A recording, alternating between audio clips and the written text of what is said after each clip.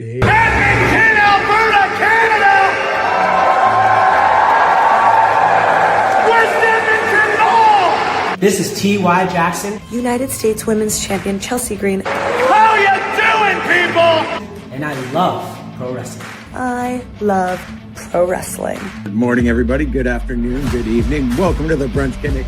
I am Lawrence Kurtze. We are live. Another big week in wrestling, as yesterday was AEW Wrestle Dream. Hi, I'm Maxine Dupree. And I'm Otis. Hi, I'm the Sweetest Pea, Christara. Mars, the specialist. And I love wrestling. And I love pro wrestling. And we Love wrestling! Bottoms up, brains on. Welcome to Quizplex here on Love Wrestling, your pro wrestling trivia charity show. My name is Zach Ralph. I will be your host. This is God's gift to wrestling, Michael Richard Blaze. We are the Usos. This is Rachel Ellering. And we love wrestling. And I love pro wrestling. And I love pro wrestling. Hello, Love Wrestling. It is Thursday night. It is 8 p.m. and you all know what that means. Well, you better know by now. It's episode 235 of this thing. I guarantee you there's like an 85% chance that's not an accurate number. Hi, this is Shaz McKenzie. This is Big Bad Boris. This is the Rhinestone Cowboy, Stephen Crow. And I love pro wrestling. And I love pro wrestling. And I love wrestling. If you're here, thanks for being here. It's for Exposure, Love Wrestling's Independent Weekend podcast, where we break down all the best happenings of the world of the independent wrestling side. I'm Penta. I'm wrestling. And what? Liza Hall. I'm the alternative Anthony Green. And I love pro wrestling. And I love wrestling. And I love wrestling. I love wrestling. And you know what? Pencasero.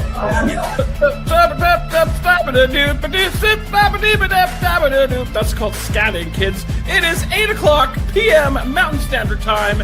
It is time for a excitingly fun, I hope, episode of Saturday Night Love. My name is Big Bad Boris. I'm Big Ben Ortmans. Hi, this is Smiley Patty Ray. I'm Sky. And I love wrestling.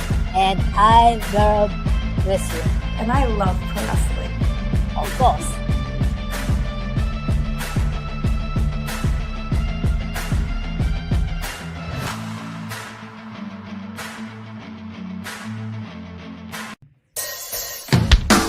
Hello, Love Wrestling. It's Thursday night. It's 8 p.m. And you know what that means.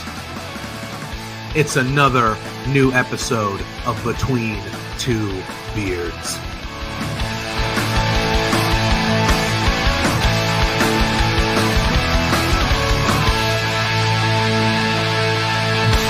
I only drink with my best. Can we start off with the biggest news of the week? The Rats lost!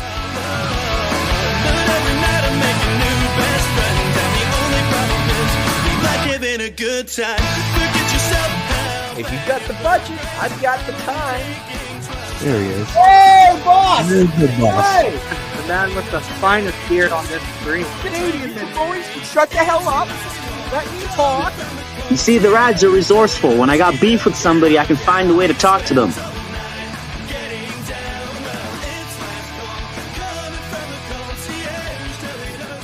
Watch and listen between two beers.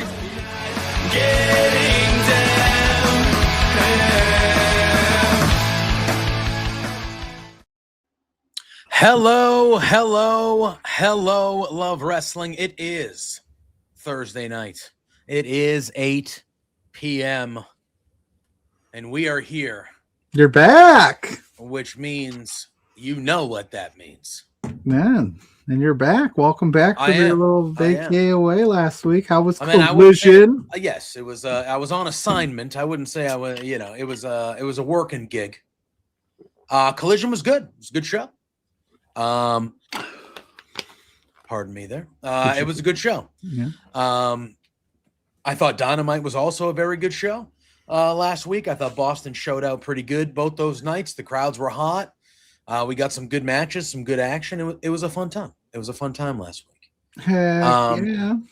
But we are Between Two Beards. and we are here for episode number 272. Yeah. Shout out to Tanner, Lee, and Ella for hanging out last week. Ella, like in the chat, was like, "I'm off today."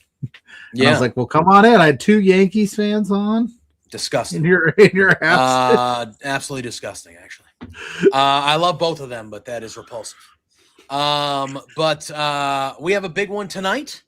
Got a lot of things to talk about. A lot of outside the rings stuff happening these last 2 or 3 days. We got a pay-per-view this weekend, AEW Redemption, and we got the great Phil Lindsay joining us. We're going to bring him on in just a minute here. Tonight I spell redemption RON. What? Anchorman. Oh yeah, that's right. At the end, Vince Vaughn, where he's Yeah. about to throw him off the ladder, and he's like, "I spelled redemption RON." Yep. I hate you, but god damn it, do I respect you. How are you doing, buddy? Oh, I'm hanging in there, man. I'm just trying to survive life, liberty, the pursuit of happiness. I did the Warrior Wrestling run Sunday. That was Moxley showed up, which was John Moxley was there. It was a great time. You just walk back there, and all of a sudden there's John Moxley coming out the curtain. You're like, all right, this is cool. Yeah. Yeah, it was a good little show. How dare I do what? What did I do? I don't know. You pissed Scott off is what you did. What did I do, Scott? But all right. I just said I went to Warrior Wrestling. I don't know what you did, but you made him angry. He's angry. But we're not going to waste any time. Our guest is too good to waste time screwing around. Yes, we have the great Phil Lindsay joining us. Who's rocking that Blackhawks hat because Patrick Kane is home. Listen, felt like the right time. Showtime is back home where he belongs. Mm-hmm. Very fond memories of him creating a dynasty here the first time. I don't have my hopes high that means the Hawks will become champions again, but boy, it's good to see our guy back home, man. Yeah, I bet. Mm-hmm. I very much like the kid that you got in the first round as well, that you drafted. I think he's going to be one of the better, if not, I think he's going to be a top 2 or 3 guy that comes out of this draft. I like him a lot. Listen, man, kind of feels like the city is back. White Sox inexplicably White Sox are good. Are winners again. Yeah, did not expect that. The Bulls inexplicably made a good draft pick. It feels like it's been 20 years since they made a good draft pick. Everybody's loving that guy. I love him. I loved him coming out of the company. Yeah, man, that's a good player. I had way too much fun last season as a Bears fan. Iceman was entertaining me so much that when the Bears season was over, football got boring for me, and I cannot remember the last time that happened. It feels like we're back. And the Cubs are pretty. The Cubs are pretty good too. Hey, listen, not a Cubs that's fan. Where you get. That's where you guys are enemies. I think. Not a Cubs fan, but I understand people that celebrate that. And I saw people were pretty upset from at a guy that enjoys a nice muffin, lives up north. Yeah, saw that. Showed up and won a championship. Allstate Arena. I was like, man, it feels like the summer of Chicago, man. We're back. Yeah, I don't really understand why people were really upset about that. Like, I understand the standpoint of it would have been cool if Sammy had a longer reign. We all like Sammy. It would have been cool if he had a longer reign. But like that, once they did the angle early on, because I thought Cody would win it back and then Punk would show up. They'd have a stare down, and it was like, okay. Here we go. I think that's what I thought. But then once they did the angle with Cody getting hurt and it was a no-brainer that was gonna. I don't understand. Cody would have got booed if he won the championship. Yeah, I agree. And I mean, if you want to turn Cody heel, that would have been a great thing to do. Mm-hmm. But yeah, I understand feeling bad for Sami Zayn. I do think that they did Sammy dirty, but. I thought it was a great moment. It was a great match. It was a great main event. And, I was sitting there in the arena while it was happening, and I was like, boy, I hate it had to be you, Sammy, but yeah. What do you want me to do? Exactly. Exactly. What do you want me to do? You want me to not cheer for a Chicago guy? What do you do? Yeah. But hey, he's champion. He's champion, so he's not champion no more at SummerSlam. You think he can do it? Keep it on him. Cody gonna get it? I think he's got to win. And I'm not, of course, not saying that from a biased point of view. I think we're seeing since WrestleMania that was kind of a mistake to take the belt off of him, because I thought that he was a great champion coming into this year. I thought that they got a lot of mileage out of him as champion, and there was still some meat on that bone. You still had some business to do with him as champion, and the Roman stuff hasn't exactly been for me every week. I understand why Roman's champion from a business standpoint, but revisiting bloodline lore is not really my cup of tea. Bloodline and Shield lore. Just keep that going. Yeah. I'm go ahead. Go finish your point. I was going to completely go off of this topic. Yeah, that's fine. No, I was going to say I agree. Like, do I think Roman and Seth is going to be good? Of course. Yeah, I do. Yeah, like, I think it's going to be. Yeah, it's going to be a good match. And like, they have that history that you can always kind of run back to it, and it'll work with the crowd. But yeah, like the whole, I don't know. It just feels like Roman wins, and we're back here again. And it's like, okay, well, now, we got Solos over here on Raw now, and then we got it's just all like, all right. And they got LA Knight just dangling around, still hanging around in this story when I think personally, he's as hot as he dipped a bit, but I think he's as hot as he was. Like, I think he's back at that level. He's cutting good promos. The crowds are eating it up. He's really slaying Roman on the mic. Like, he's going after him pretty good, in my opinion. But it's just, I don't know. It's weird what's going on Raw. The bloodline just kind of lingers over everything, Right. And it's just just buying time till all their kids are ready to keep it going. It's never going to end, man. I'm just going to bloodline forever. I got an interesting question for both of you gentlemen. I've been thinking about this, and we could tie it all back to Saturday night's main event. Is there anybody on the planet you'd spend $937 on an autograph for? Jalen Brunson, the new Finals MVP, charging $937 at Fanatics Fest. Is there anybody in the planet that you go, yep, $1,000 for just an autograph? Just an auto? No. No. Yeah, because I saw that, and I know that he probably doesn't set the prices, but I was just looking at that like, and then he had like the big grand main event segment on Saturday night's main event as well.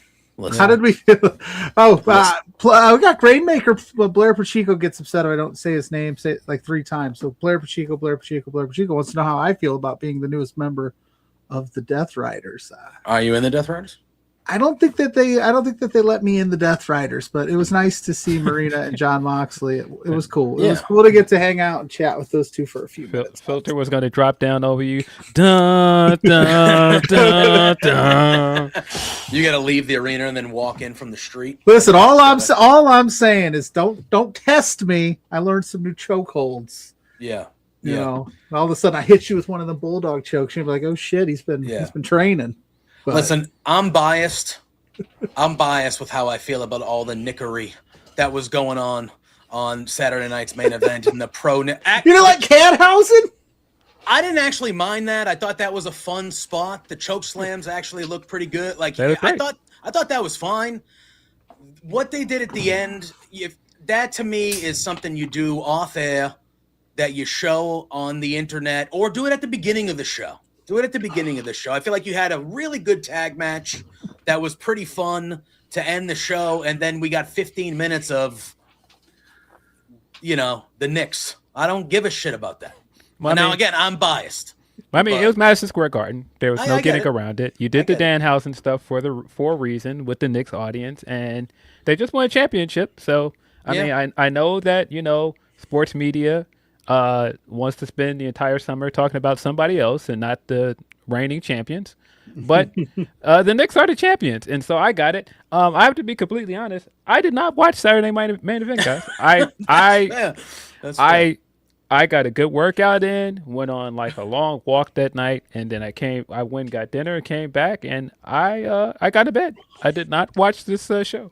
Listen, that's okay. You didn't. Again, I thought the wrestling was all right, but you didn't miss much. But I will say the one thing I will say, and yes, Blair, you are my other co-host, and I do love you. And then Ryan Sullivan's in the house as well. He said felt house showing is Jalen Brunson had a longer entrance than Roman Reigns. I didn't know that was possible. He milked the shit out of that thing, and they even like had clips in between.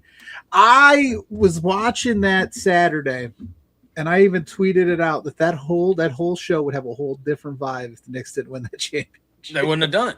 They would have done some stuff, but they wouldn't have done what they. Yeah, it was a very like. But then you get Rollins that comes out, and he's got Halliburton, and they're running that back, and it was just kind of like, all right. Yeah, it was a lot. This is their whole thing now. Everything with the celebrities and and just now, overkill. Yeah, and now you got, and again, this is not so much since he's retired because he's really distanced himself from this area. But you're talking now.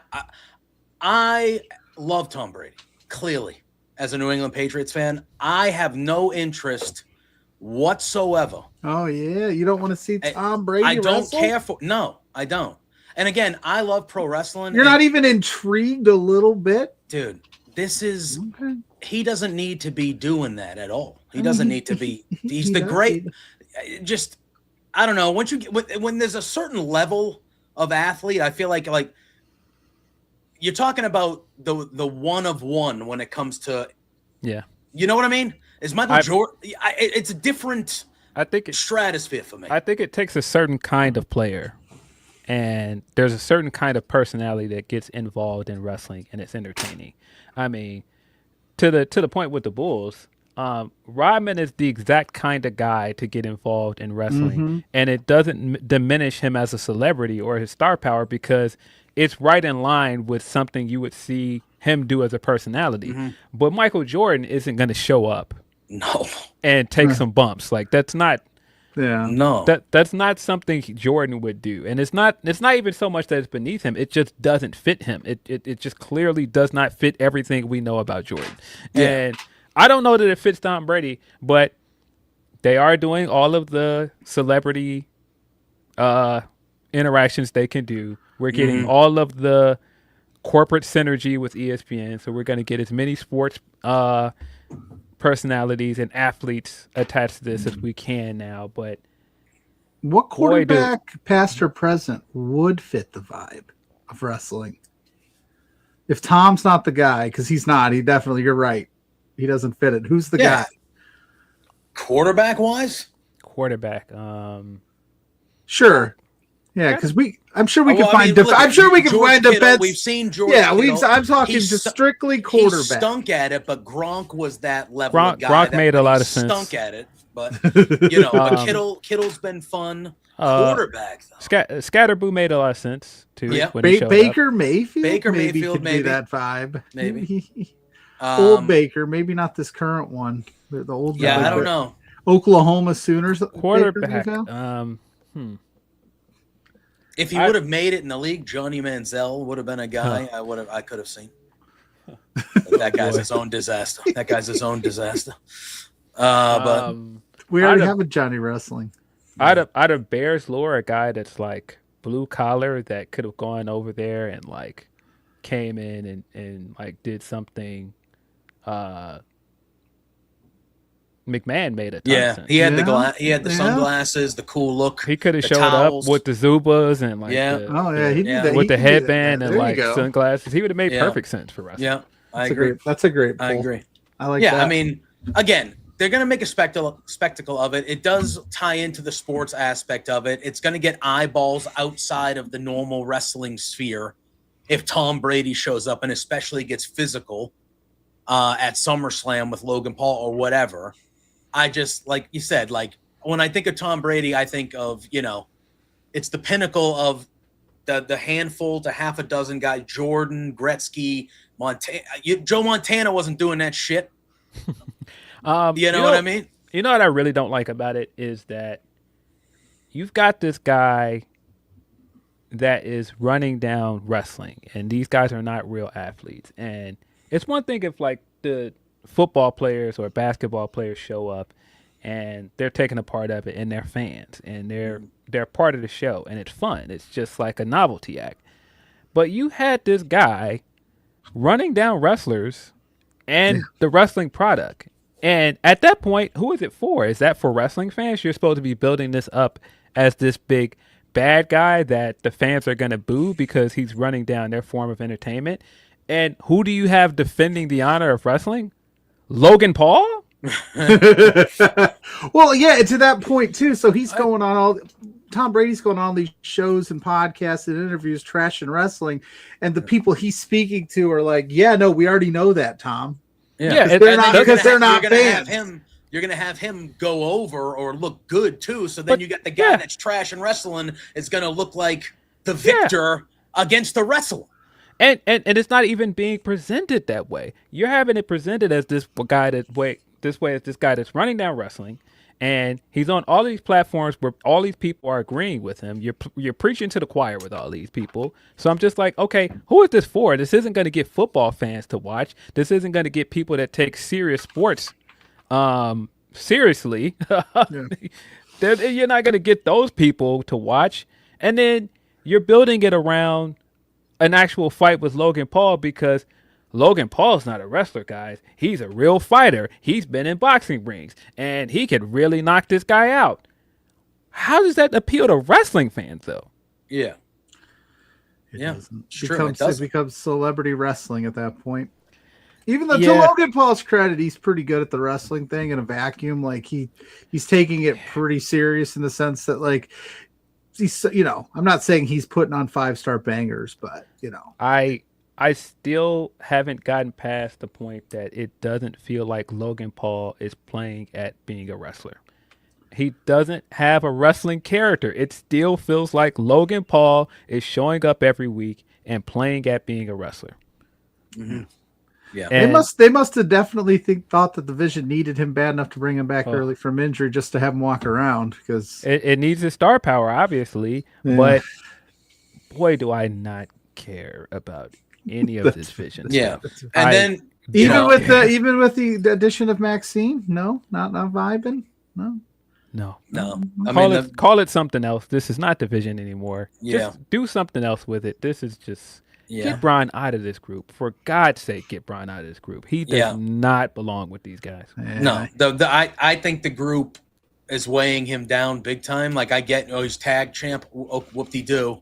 The group is weighing him down at this point. Then Unreal comes out this week, and I haven't watched it, but you get that clip where they were seriously considering Braun Breaker to win the Royal Rumble, and I think a lot of us heading into the Royal Rumble, he was one of the, it was like, Braun Breaker's going to win the Royal Rumble. That makes sense. They run back him and Punk, maybe, or, that's what we're doing. I don't know. And then you get the clip of Triple H saying, well, we don't want it to feel like we're shoving him down people's throats. And then he's like, so let's go with Roman. Let's go with Roman. Yeah. Unbelievable. Famously organically pushed Roman Reigns. Yeah.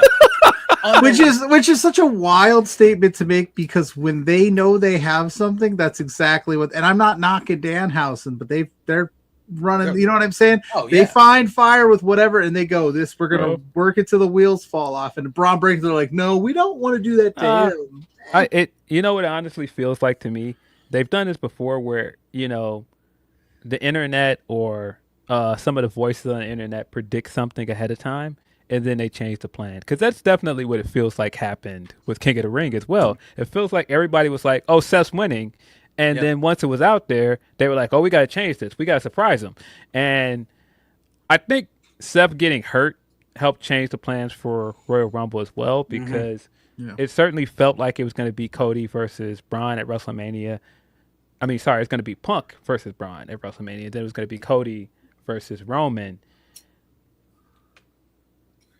Rollins got hurt, and then seems like some political stuff happened there, and we didn't get those matches. Never political stuff. Yeah, they don't do that. That's an old-timey tropey thing that people say. There's no politics in wrestling. No, and it's come on, Phil. We've been talking about it. I know you guys on GRAPSODY have been talking about it too, but like, it's just, you got these two guys, and then you just Night of Champions happened. And did it? Yes. And unfortunately, yes. And Oba wins the King of the Ring. Doesn't fucking matter. Doesn't matter. Why? just throws it away. No, I'm good. I want to fight this guy. Doesn't matter. Cool. But you know what makes that even funnier though? Oba wins King of the Ring. The entire time they're promoting this as King of the Ring will be the #1 contender for SummerSlam. Yep. Mm-hmm. You get a he shows up and is like, nope. I want to wrestle Brock Lesnar. I can, I'm going to forgo my title shot. I can use it whenever. Great.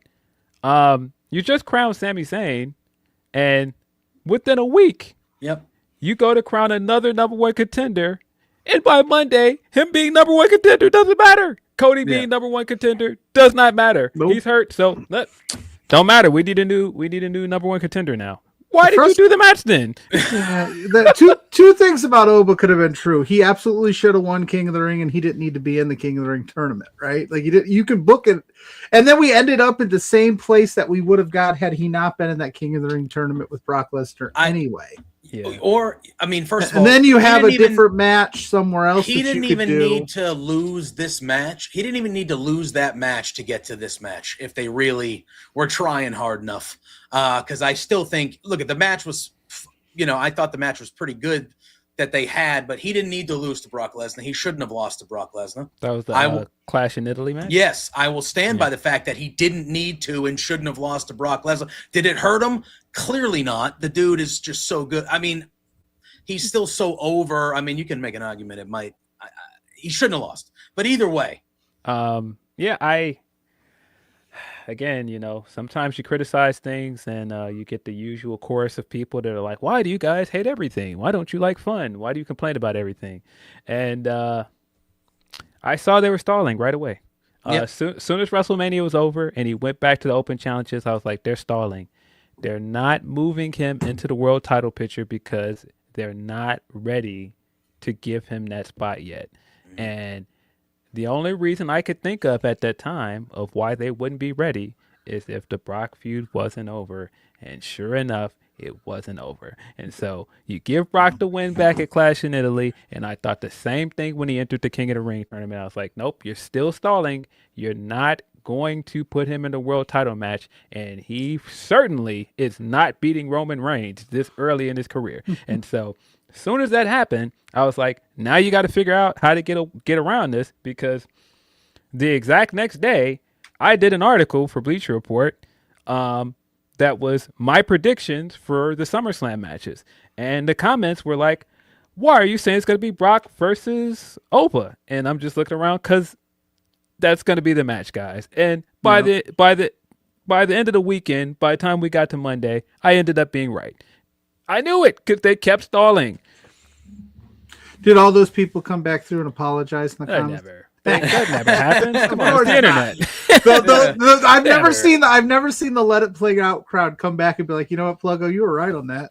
Never. Yeah. But you could see it a mile away. They were stalling with Oba, and they only do that when they aren't ready. And I can understand why you're not ready to put him in a match with Roman yet. That's a big ask of him this early in his career.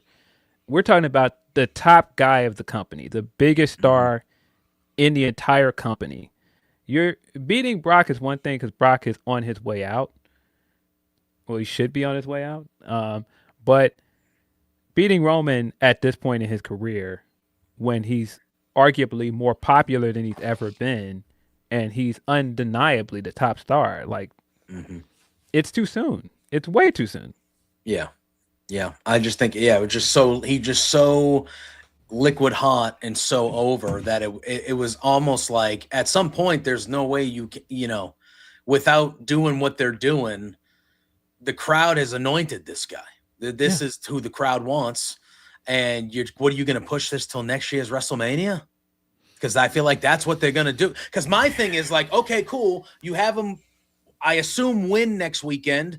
Should retire Brock legitimately. Okay.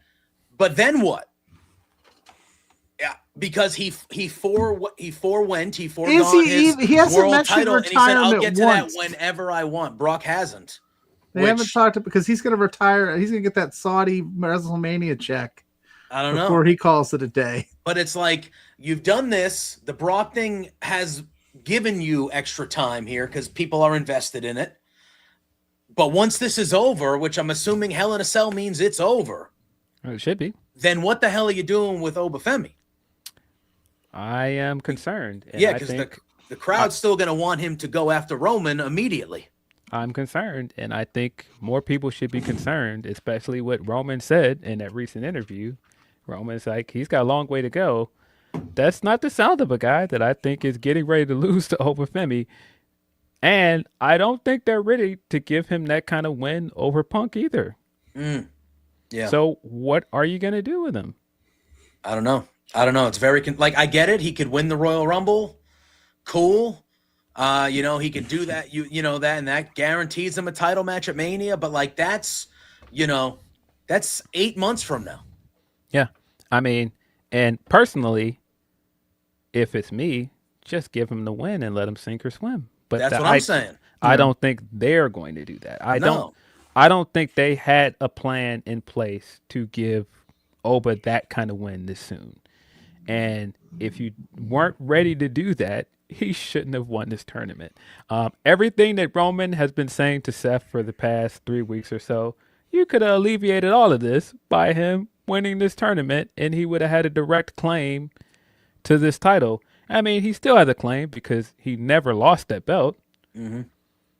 Yeah. But still, you could have just had him win a tournament. Yeah, you very easily could have had that final match with Seth and Oba, and Brock comes out and costs Oba. Seth wins the King of the Ring, and then you get your match with Brock and Oba. Like, it was you could have done whatever you wanted to do. It just felt like you could have just had Seth win clean. You didn't have to put Oba in that situation. You didn't have to put Oba in the finals. If he wasn't going to win the tournament, and if you weren't ready to give him the title match, he shouldn't have been in the tournament. Agreed. Yeah, because plus my biggest thing with that whole thing, and I keep saying this, is like, and we brought him up earlier, Braun Breaker, this whole like we got to wait it out. You never know what could happen, and all of a sudden and I don't know if it's gonna happen with Oba because he is so over right now. But like, what if he falls out of favor? What if something happens? We've seen it time and time again and like Paul Heyman has said it in these promos, the next guy, and then where are all these next guys, right? Like it happens when you get too cute and then you tell your fan base, this is what this tournament is about. This is what this tournament means. And then you have a guy just go, I don't want any of that. So why did you enter? Why did you enter it to begin with? I want to know why Oba. I want you to tell me why you entered a tournament where 15 other guys would have happily took your spot. Yeah, and the women's side, you put the champion in the tournament. I knew they were going to do it. Just to have her run it back, just to have her lose to set up a rematch. I was yelling about it for a month here, Phil. I was like, they are gonna literally, that is going to be the final, and Io's going to win, and she's just going to pick, and we're just going to get a rematch. She still hasn't defended that. She still hasn't defended that title yet, and she won it in WrestleMania. And I'm just sitting here like, it's right in front of you guys. You could have had Io and Liv in the first round together. Io wins. Liv's pissed, so she gets on Roxanne and Raquel and says, "You need to beat Io." And then you have Io beat the other one of them in the semis, and she beats the other one in the final with Liv trying to cheat. And then Io goes, "You know what, Liv? It's you and me." Yeah, it's infinitely better than just laziness of just. It's unbelievable. Yeah, and I think the other problem is Rhea versus Io is the more interesting matchup, and that would have been the better match. But agreed. Unfortunately, trouble. She's hurt, so we're not doing that. How do you feel about how do you feel about them announcing an interim champion? Haven't done that in a while. I know that's some people like it. Some people are, I don't mind the concept of an interim championship, but I don't think it helps Rhea because it automatically puts Rhea in this place where it seems like the company is doing more to protect her than the other women. And that's unfair to her. But if she's been hurt all this time and you've already set this precedent with this company that you don't do that, she should just vacate the belt. And now it seems like you're setting a new precedent specifically for her, and it's that's not like never good. And she's at a star power level of like she could just win it back. Yeah, right. We're not in this. We're not in this situation where it's like, oh, I don't know if this is going to work out. She's the bona fide one of the top stars in the company, men or women's division. Just, listen, I got to vacate it. I got to walk away for a little bit, get my knee right. Once I'm right, I'm coming back, and I'm coming out bad out of hell to win the thing. And then everybody's going to be like, but now we know there's going to be an interim champion and then Rhea, and they're going to wrestle, and whoever the interim champion, like, do we even recognize that as, you know what I'm saying? They're going to be looked at as less than Rhea, and it's like, oh, Rhea's back, so we're just going to keep Rhea as the champ. When they fight, they'll win. So yeah, you could have done that, but what do I know? That's why I'm sitting here on a Thursday night. I got a couple more topics I was thinking about. We're definitely going to dive into Redemption, which is in Montreal, a new pay-per-view AEW. But I got to ask about our girl, Bayley. There's rumors and speculations running wild. She's not re-signing with WWE, Sheamus style. No. What's going on there? Can somebody explain this to me? Is Bayley leaving the WWE, the place that she's loved since she was like 7? Listen, that match, I thought that match was one of the better matches at Saturday night's main event with her and Lyra. Lyra looked like her nose was broken by Bayley on accident, like 2 minutes into the match. And it was just kind of like one of those things. The ref was checking on her, but I think Lyra kind of was like, no, this is a big moment for me. Like, this is a big singles win for me. Like, we're going here. I thought that was a really good match. I like the character work that they're doing with Lyra. I like what's going on, but that to me felt like that was kind of not maybe the last. It felt like that was Bayley doing the job and, like, you know, sayonara kind of thing. I don't know. I don't think. Hopefully, maybe that's not her last match in the company, because I think but it felt like one of those things where it was like, ooh, that could be like kind of she's doing the work and kind of putting everybody else over, which she's been doing for a little bit now. Yeah. I mean, and then obviously you have Mercedes and that teasing of things, and obviously the crowd, we're going to want to see that again. You know, those two are pretty inseparable in wrestling minds and things like that. So it feels like the writing's on the wall, Phil. As somebody that has been hoping that Bayley would quit her job for over a year now, I know what I want to see. Mm-hmm. I'm not as certain, though, that that's where we're heading. Anything can happen at this point. I mean, we're at a world where the New Day are no longer with this company. Right. There is no such thing as lifers anymore, I don't think. The only thing we've got for sure that is a lifer in WWE is probably Roman. Mm-hmm. That's about it. Cena, Roman, yeah, it's very few. And Cena's retired. Gone, and he's gone, so Roman's probably the next one, the best bet. Yeah, so anything is possible. I don't know, but the reports are that her contract is not up until the end of the year. Yeah. And so I wonder what that means. I wonder why people are immediately looking at this match like this has to be it. Is it the way that she lost? Because if she's still on tap till the end of this year, even if she is leaving, I don't think it's happening anytime soon. Yeah.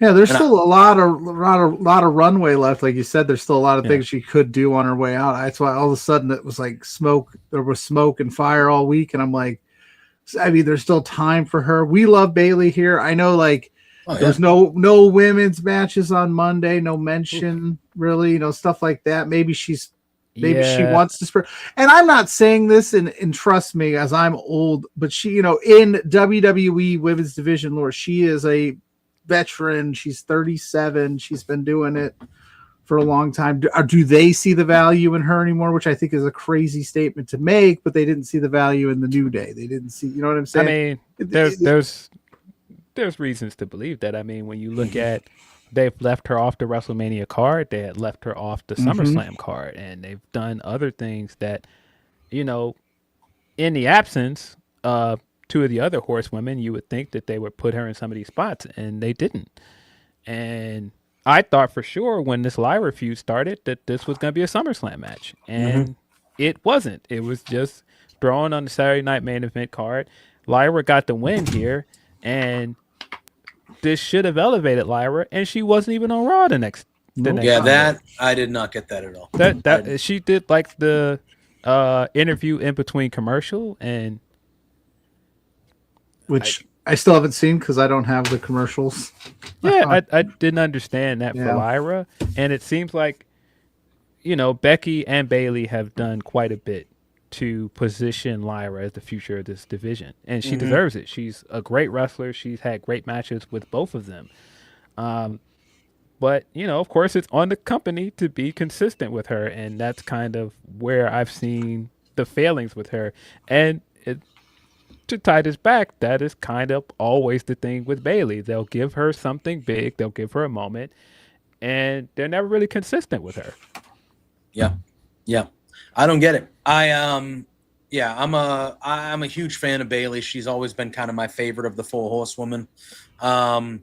I agree. I think you and I are aligned, Phil. I know where I would like her to go if that is the case. But if she is under contract for 4 more months, listen, it would be malpractice to not use her and have her in meaningful stuff, even if she's losing, whatever. She seems like a company person to me. She'll do the job. But you just had her, like you said, position Lyra as a future star of the company.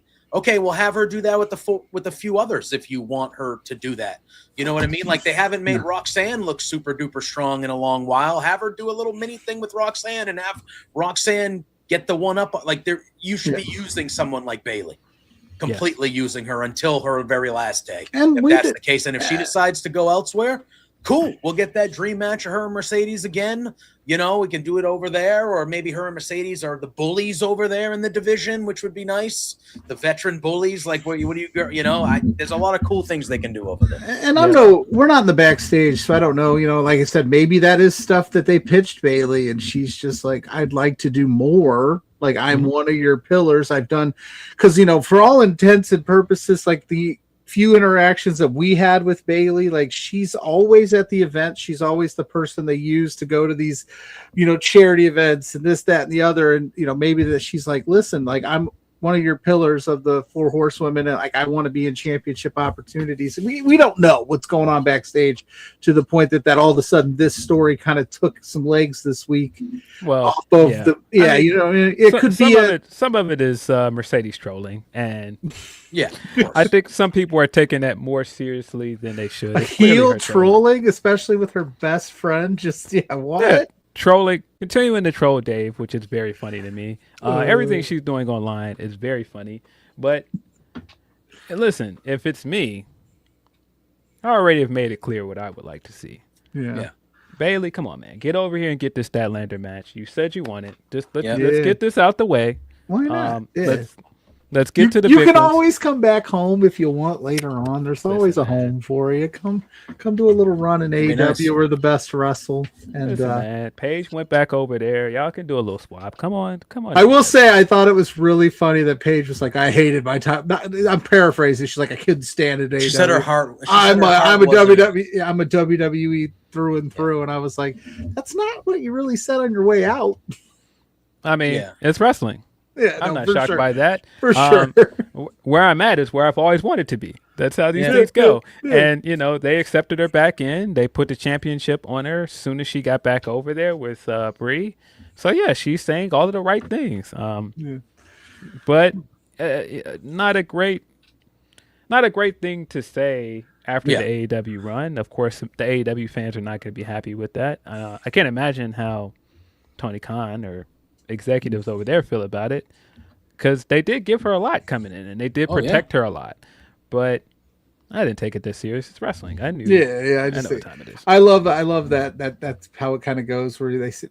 I love that. It's that line from Major League 2 when he's like, "Oh, look at Jack Parkman. I hated that guy when he was with the A's. Hey, he's still a dick." The uniform can change how you feel about a man. Always happens. Always. Punk said a lot of wild things. Yeah, sure did. He's right back over there. So I think that was part of the whole CM Punk, people hating on it, because all of the things he said in the past, he's kind of become. But at the end of the day, Yeah, whatever. I'm a Punk guy. Punk's my guy, number one. No questions asked. I think all three. It is funny. He doesn't say those things now that he's getting the champ. You know what I'm saying? It doesn't. So I don't think his issue was ever putting The Rock over and not getting the WrestleMania match because it's The Rock. I think he understood that The Rock is the big star and why they're doing it. But his question was always, "Hey man, what's the plan for me?" Oh, it's Undertaker. Okay. Yeah, what's the next plan after that? What's going to happen then? He's going to beat me and then go away? Okay, then where does that leave me? Right. No, for sure. His direct quote at that time was, "Hey, great. That sounds great for him. I want to be that guy. I want to be the guy that wins and goes away." That's what he's doing. Yeah. I'm not shocked by any of this. That whole time period has been him saying, "I want to be considered the guy. I want to be in John Cena's spot. Not that I want John Cena's position to go away. I want his spot." Yeah. And now he kind of has it. He's like, "Yeah, this is nice." It is. It is. I love when he's like, "Yeah, I could get my gear on at home. I just roll over to the stadium, put on a banger match, and go home as champ." Listen, again, I understand why some people might not have liked this. I understand Sammy fans on the internet. But when that door opened at Allstate Arena and he's standing there outside and he walks through Gorilla, what did you want me to do? I don't know. Like boo the man? What do you want? This guy? What do you mean? I thought that was a nice callback too, because they, when that thing raised the previous time, it was like Drew standing over him and he was beat him up. So that was a good little callback to that garage kind of opening up that way. Yeah, it was a great moment. Clear reference to his hero Bret Hart and that commercial with the zoom in on him. Hey kid. Yeah. And so I didn't get to be there for Money in the Bank in 2011. I wasn't in the building, but I was in the building for this one, and it was a good night. I had a good time. Yeah. Listen, it's entertainment. I understand. Boo if you want to, cheer if you want to. I was not going to boo, guys. I'm sorry. Yeah. That's why I couldn't do it. Who do you think's going to go heel between these two, him and Cody? I feel like it should be Cody, but I don't think it's going to be Cody. I don't think it should be Cody, and I've been waiting for this Punk heel run for so long. The problem is he's in this same situation as Roman, where he's just too popular. They're not going to boo him. And Roman is a heel. Everything he's doing, he's a heel, but that crowd does not care. They are cheering this guy no matter what. And I think Punk would be in the same situation if he turned heel. They're not going to boo him. And especially on the back of Cody Rhodes, because a lot of the things Punk would say as a heel about Cody Rhodes, the internet wrestling community is starting to buy into anyway. So they'd be like, "Yeah, fuck that guy." And you're like, so he might just have to be a tweener, because he tried to do heel shit with Roman and people were eating it up too. Nah, it's not. I don't think it's going to work. And it's a good point. It doesn't quite feel like they're ready to turn Cody though. And they're in a weird spot with this. I have to assume whatever Cody's going to do after SummerSlam, they're going to have to figure this out, but I don't think he's going to win. Maybe they both should just get along. Well, I mean, they've been playing it off, but they started teasing it with Cody getting frustrated with the belt thing on Saturday night and all that stuff. I like the backstage where they're both yelling. That was so corny. The camera guy swearing, "Get the camera guy out of here!" Trying to make it trying to out-angle me right now. Yeah. It's like, calm down, guys. Yeah. So they're leaning into the the brotherhood, the mentorship, still like they're buddy. But we all three of us have been watching wrestling a long time. Usually that leads to one of them not being buddy, brother anymore. And I mean, they pretty much already did it. Didn't Punk pie face him at the kickoff? He did pie face him. Yeah. Yeah. So I thought the Nick Aldis and Gunther stuff was good. Yep. Agreed. Yeah. I don't know what we're doing with Gunther at this point, but I do think that this storyline so far has been good. I think the build up to it since Night of Champions has been pretty good. Has retiring John Cena, Goldberg, and AJ Styles helped Gunther at this point? Has it been like what everybody thought it was going to be? Because that's also the argument that people made with Oba, like, look what Gunther got to retire Cena, and Oba's going to get to retire Brock. That means more than championship wins, and I argue that we wrestle for championships, not for wins do matter, guys. And Gunther has lost so much 3 times to Cody now. And is he going to lose to Aldis in SummerSlam? Right? Like, no, I doubt it.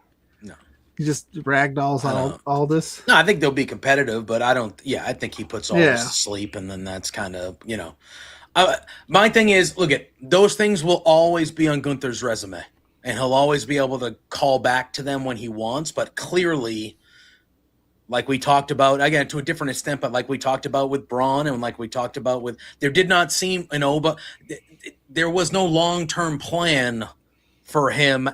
They knew he was going to be the one for Goldberg and Cena, and in Unreal they even say that there's a thing where Cena's like, oh, I knew this was going to be the opponent like a long time ago. He hints toward. I think we all kind of did. Oh, I thought that was a random draw. Yeah, random opportunity. Tournament. He won a tournament. It was just by happenstance. But and then it's AJ. Like again, he can say that forever. It's on the resume. But after that, the guy didn't have a WrestleMania match on paper until like 2 weeks before WrestleMania. They were like, all right, we're doing him and Seth. And that's what now again, it was a good match, but like we were like a month out from WrestleMania, and we were asking ourselves, what is Gunther doing at WrestleMania? Because he's nowhere to be found. The guy who just retired John Cena and AJ Styles within a month of each other. Yeah. Nowhere. And he's now, again, he went over to SmackDown again, fighting for the title, but like he lost to Cody He was supposed to be the hottest heel in the company after the John Cena thing. He was getting booed out of the building. You could have actually built to something with that, and we didn't get it. It sure seemed like he was going to wrestle Rey Mysterio at WrestleMania at one point, and that didn't happen. I assume Rey magically got cleared the next week. Yeah, I assume that's because Rey has no intention of retiring. Yeah, he's like, I'm good, guys. But I don't get it. I mean, if you're as big of a heel as he is coming out of Royal Rumble, he should have been the top contender for one of the champions. Yep. Mm-hmm.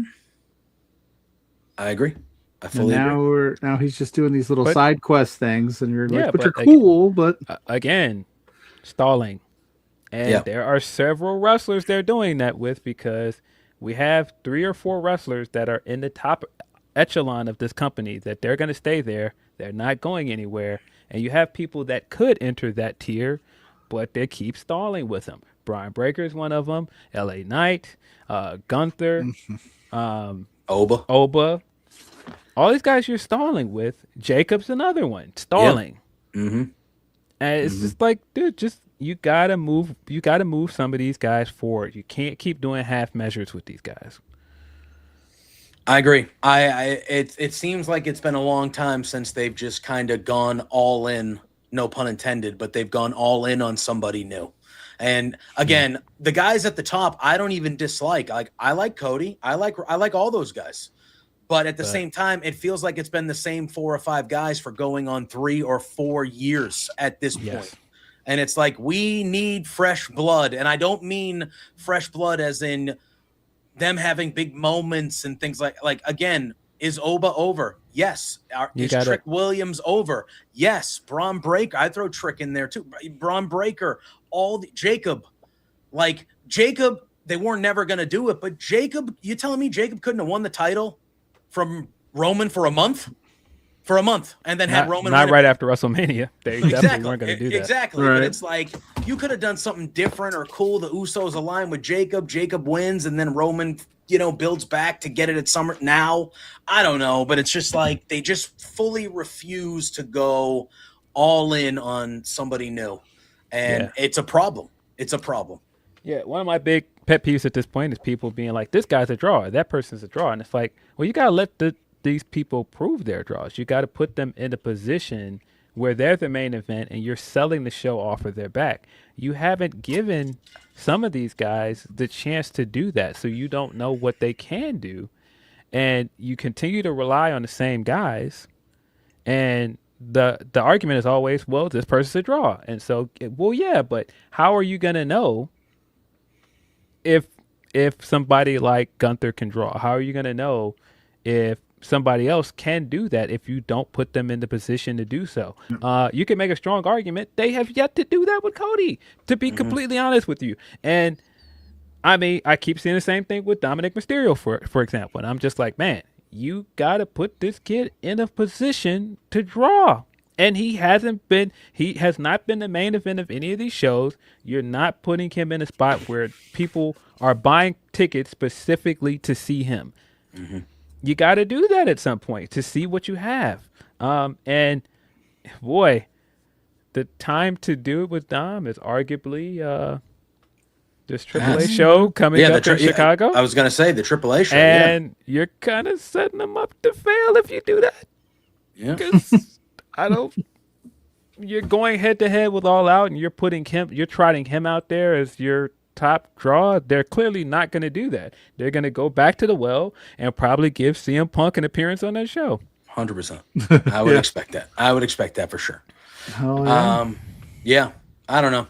I just, yeah. And it's crazy from a standpoint of they write the show, so if it's not working, they could come up with a way to change it. It's not like the NBA where it's like, oh my God, this small market team that, has the lower TV markets winning all, Oklahoma City, like when we want New York, LA, and you know what I'm saying? It's like, you guys can try something, move on if you have to, and nothing happens. But I mean, when is the last time, and I know that this is technically a moot argument, but just for the sake of the argument, because WrestleMania sells the ticket now.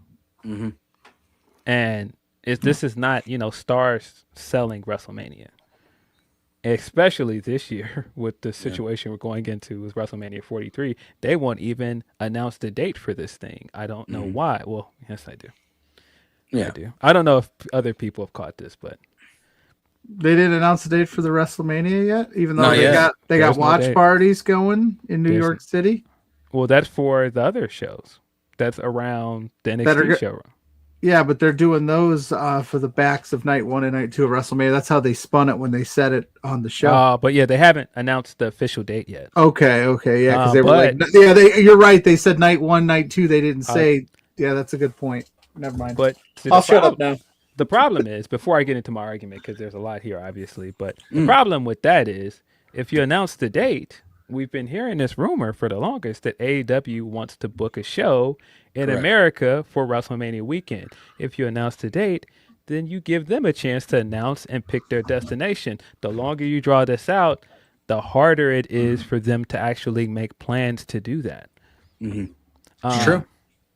Because it would be smart of AEW to do that and then have like the collective go around in a big, massive AEW show.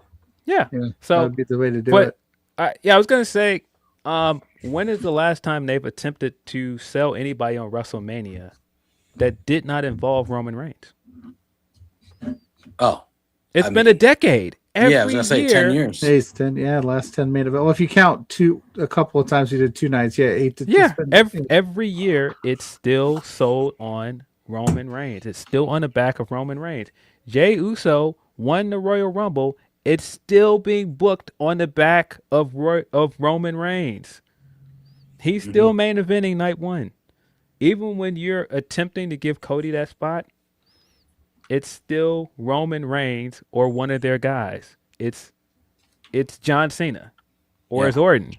You're not letting anybody else be the guy that sells the tickets to the show other than their guys. They will not change that for some reason. And all of these guys are 40 plus. You got to move on at some point. Yep. You absolutely have to. You don't have to. 40's the new 20, man. You got to see what you got in these guys. I mean, I think the biggest thing that AEW can hold up at this point is that they've given Max the chance to draw on his own, and he's done it. Yeah. They've given him the chance to main event their biggest show of the year and All In. They've given him the chance as champion to prove that he can be a draw weekly and for their pay-per-views. You got to give a young guy the chance, man. Yeah. And you said it a little earlier, but you sink or swim, man. Yeah. Sink or swim. Like, you think you have somebody special, you need to we all need to find out, the fans and you, we all need to find out if this guy is all he's cracked up to be. And the only way you find out is by giving him the opportunity to do it. And some guys will rise to the top and some guys won't. And that's fine. That's fine. But you can't keep just calling people stars and saying this person is the future of this company, and you're not putting them in a position to do that. It's continued half measures. You got to actually do the work to prove that they're the star that you're telling us they're going to be. Yeah, I agree. All right. Anything else on the WWE front before maybe we switch over to some redemption talk? I mean, I think it sounds like a good time. I don't know if we missed it. I don't know if we missed any big topics. Leave them in the chat. Let us know. Hit the like button, subscribe, leave a super chat if you'd like. But you're more than welcome to throw some questions in the comment section if we missed anything. I don't know if we missed anything big, but AEW's got a brand new pay-per-view this weekend. Yeah, brand new pay-per-view, Bell Center, Montreal, Canada. Is that now? Is that now 11, or is that are we at like a 10 or 11 now? 10. We were at 10. Pay-per-views? This is 11, the new one, right? If this becomes so. a yearly one. Yep. It is Sunday night. Getting close to 12. I was going to say they're getting close to a monthly. It's just a matter of time. Right now, as of this moment, there are 10 matches booked on the show. I don't know if they will add no pre-show matches, so maybe that's what will get added on Collision and all that fun stuff. Look, Phil, before we dive into match by match, you've been very vocal on the social media about, you said this book, the build, you're not saying it's been bad. You've been saying it's weird. It's been a weird build. So before we kind of dive into match by match about, what we think's going to go on and how you're feeling, if you could speak a little to that and just kind of your overall feelings of the build. Because I do think the card is strong, as most pay-per-views are. But you haven't been enthralled, I guess, by the build here. This felt like it was very clearly set up to be Kenny Omega's crowning moment before All In, because he didn't win the championship at Dynasty. Mm-hmm. And if you're gonna make this pay-per-view specifically for that in Canada and make that the centerpiece of this show, that immediately gives it a selling point. But when you did the match at Beach Break, and that was a great show, now you've been kind of in a tailspin to figure out what exactly this show is. And they've had a hard time for the past 3 weeks of trying to give this show its identity without that. And it's pretty clear that that's the case. The reasons why the Max and Kenny match got moved are still up in the air. The report at one point is that was firm, that was going to be the match. Then it got changed out of nowhere, according to Meltzer. There was no reported reason why it got changed. And then, of course, there's the rumors that Max is injured. Yeah. I don't know what to make of that. There's still a lot there that's like kind of doesn't add up, but I don't know. It could be anything. Card subject to change, brother. These things happen. Yeah, sure. And I mean, look, the Beach Break show we got was great. Mm-hmm. Big time. But I don't think they've done a great job since then of pivoting and putting us in a place where this pay-per-view doesn't feel like a B pay-per-view in between their last pay-per-view and All In. This very much feels like AEW Fastlane. Like, that's exactly what this feels like. And I have no doubt that the matches will be good. I have no doubt that the pay-per-view will be good, because this company has been on a streak of phenomenal pay-per-views. Mm-hmm. But this, just the past few weeks and just the way that they've been making these matches, I just have been super confused. Like, all right, you're not doing Kenny versus Max here. You're not even doing a rematch here, which I am perfectly fine with. But then you set up the Kenny and Kevin match based on a storyline that Kenny wasn't even involved in. It was a Max storyline. Yeah, that segment also was super long and drawn out. I mean, it's tough to get there. And I thought the Kevin stuff was great. I enjoyed this because this is what I wanted him to do when he turned heel. I wanted him to be cutting his own promos, and he he did great in that segment. I thought his one-liners were great, but you put him in this position as the TNT champion with the most title defenses, by the way. Yeah. And you're already putting him in a world title picture instead of just having the stakes be at Redemption that, hey, somebody could dethrone this guy. Who's going to beat him? He has the most title defenses. And the layup was right there in the ready-made feud with Speedball. And you didn't do it. In Montreal, his hometown, and I agree. I thought the Kenny and Max match would be happening here, and this is where Kenny would win the title. And I thought for sure Speedball Mike Bailey should defeat Kevin Knight for the TNT title Montreal. That is a layup. He's in the ladder match for the international championship. He's probably going to win that ladder match, and that will be his moment of the night. But fine. Yeah. But even if Speedball did not win, even if we're getting ahead of ourselves and Speedball didn't win here, I felt like that was the more interesting thing to do with Kevin moving forward, because I thought that they went away from the Speedball story way too soon for as much as people like Jet Speed. And you've kind of put Kevin Knight in a tough situation and stoked for him as a wrestler and like getting the main event, his first pay-per-view, and what this means for him. I think it's awesome. But just the way we got here is just so bizarre. And I could say that about a lot of this card. I mean, you've got Christian and Cope on this card, and you've been building up the Young Bucks as opponents for them all this time. And we get to this show where it's clearly like, nope, we don't want to do that match here. We want to save it for our big show. So here's the Death Riders for reasons. And not the Death Riders that have been wrestling as a tag team on TV for the past 3 weeks, just randomly Pac and Claudio. Yeah. And then you throw the Young Bucks in a match with Mox and Osprey, which is like that's a lose there too. It was kind of I don't get that either. You're clearly setting up a how can they coexist thing down the line with Moxley and Osprey, because you're clearly trying to get Osprey to this point where he sees Moxley for who he really is, because he keeps trying to paint Kenny as the one that can't be trusted for obvious reasons, because they've had history since day one, since he joined this company. And I don't mind all of that. But what a convoluted way to get here in a guy with Will Ospreay that was already hot coming into this year, that everybody and their mama expected to headline All In. And you've taken this scenic route to get here, and it's kind of cooled him. Yeah, I agree. I agree. I don't know. I like your points. It has felt a little, and I get it. Slapdash. Very slapdash. Yeah. Yes. Very chaotic. Yes. Very like, hey, here's this match. Here's that match. And that's leaving out the stuff like, hey, Hangman Adam Page is back. Hey, does he have a match for this show? Nope. Yeah. He just showed up for that one promo and then hasn't been seen since. He said, I'm going to about. Where's Swerve? Does he have a match here?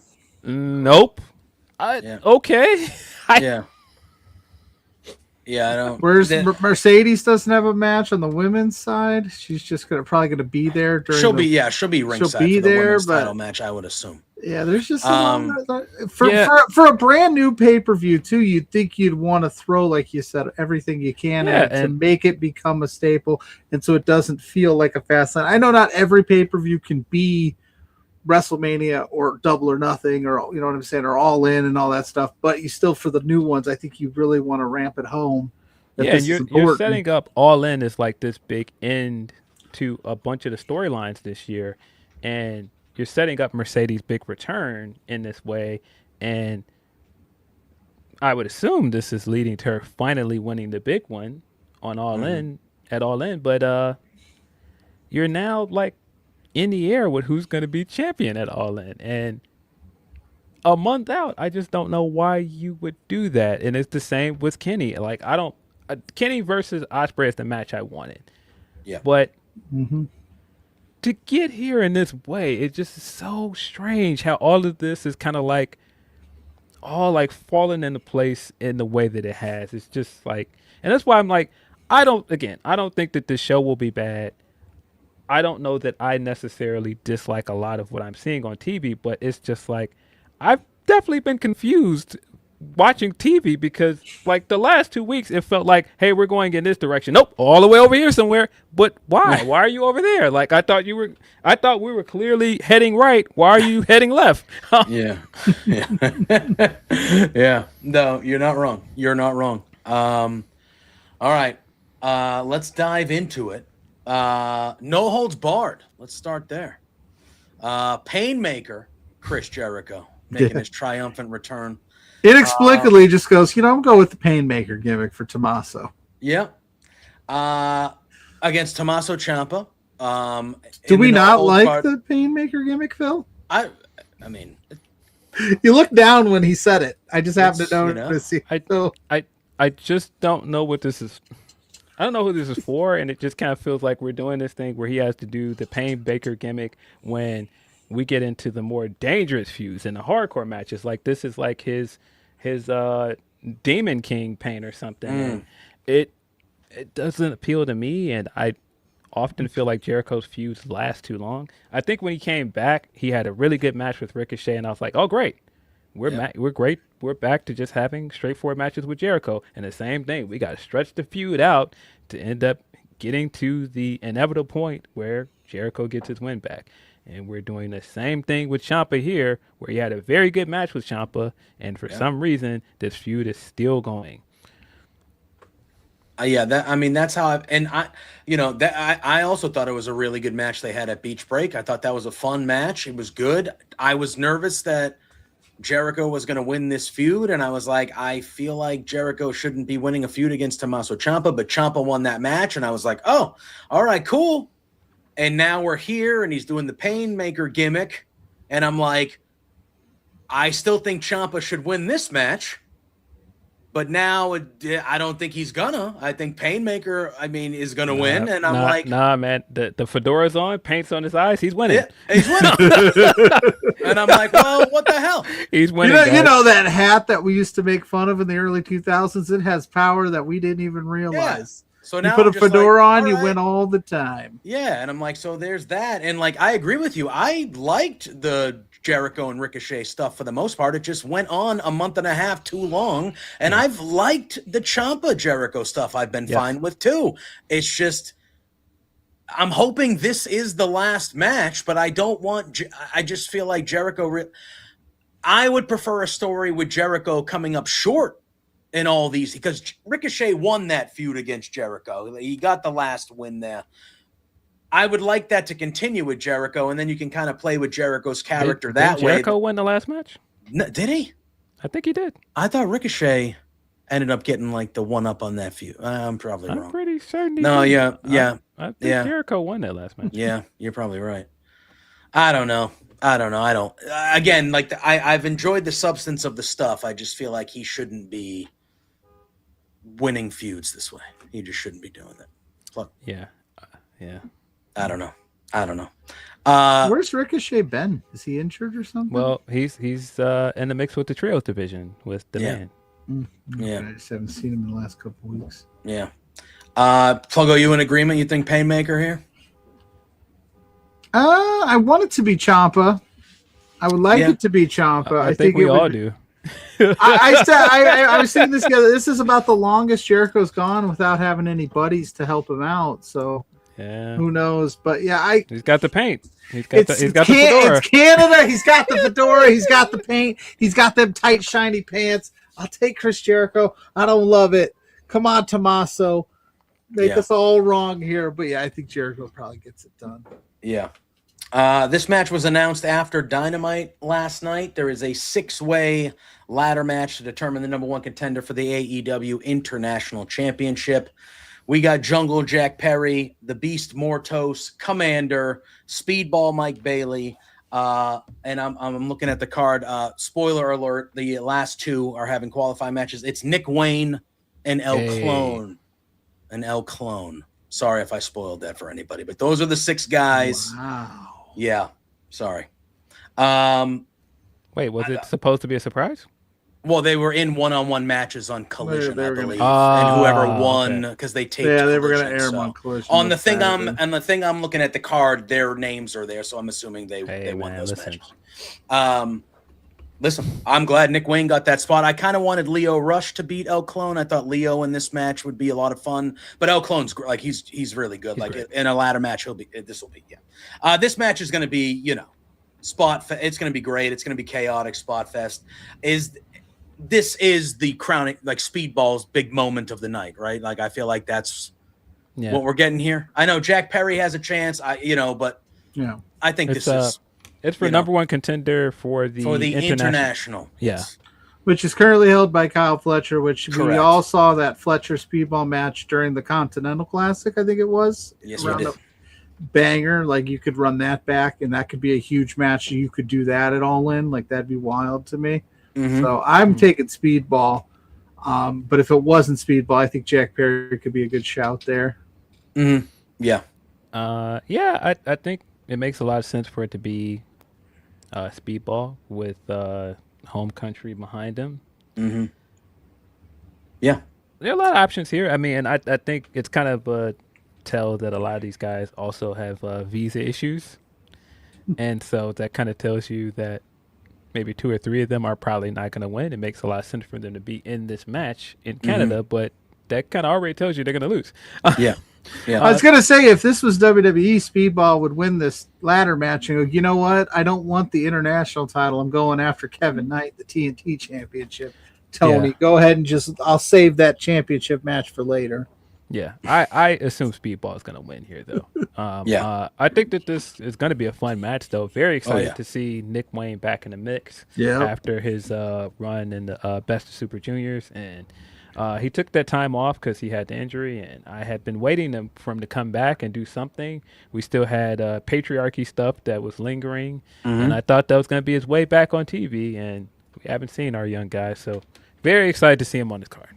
How did he do in the Super Juniors? I don't keep up super well with the. He had some fun matches. I should, He had some fun matches. He's talked on social media about how beneficial these runs in Japan have been for him and how much he's learned. Nice. Okay. Yeah. All right. We then have ourselves another match that was just kind of announced or challenged to on Wednesday night. It is a double chain tag team match. It is the Bang Bang Gang, Jay White and Juice Robinson going against the Dogs. I thought it was awesome finally seeing the full Bang Bang Gang entrance with all of them at the top of the ring. We're going to chain up the Dogs. Yeah, it was good. It was good. Juice Robinson, man. Yeah. Listen, this is for me. I'm glad Jay White is back. Obviously, this match will be fun, but this is another big, high-profile match that the Dogs are going to lose here because I don't think Jay White is going to lose. I don't think they're. Yeah, there's no way. I don't see Jay White losing here either. Which is crazy for the Dogs to never win either. Yeah. Yeah. They keep losing these high-profile matches, too. It's bad timing for them in some ways, but I have very much enjoyed seeing Clark Connor on network TV. He's been fantastic. He has been. This guy belongs on TV. He definitely looks the part, and he's added little bits to his character and his in-ring work that I really enjoyed. So curious to see how this tag match goes. I do think it's going to be a great match, but yeah.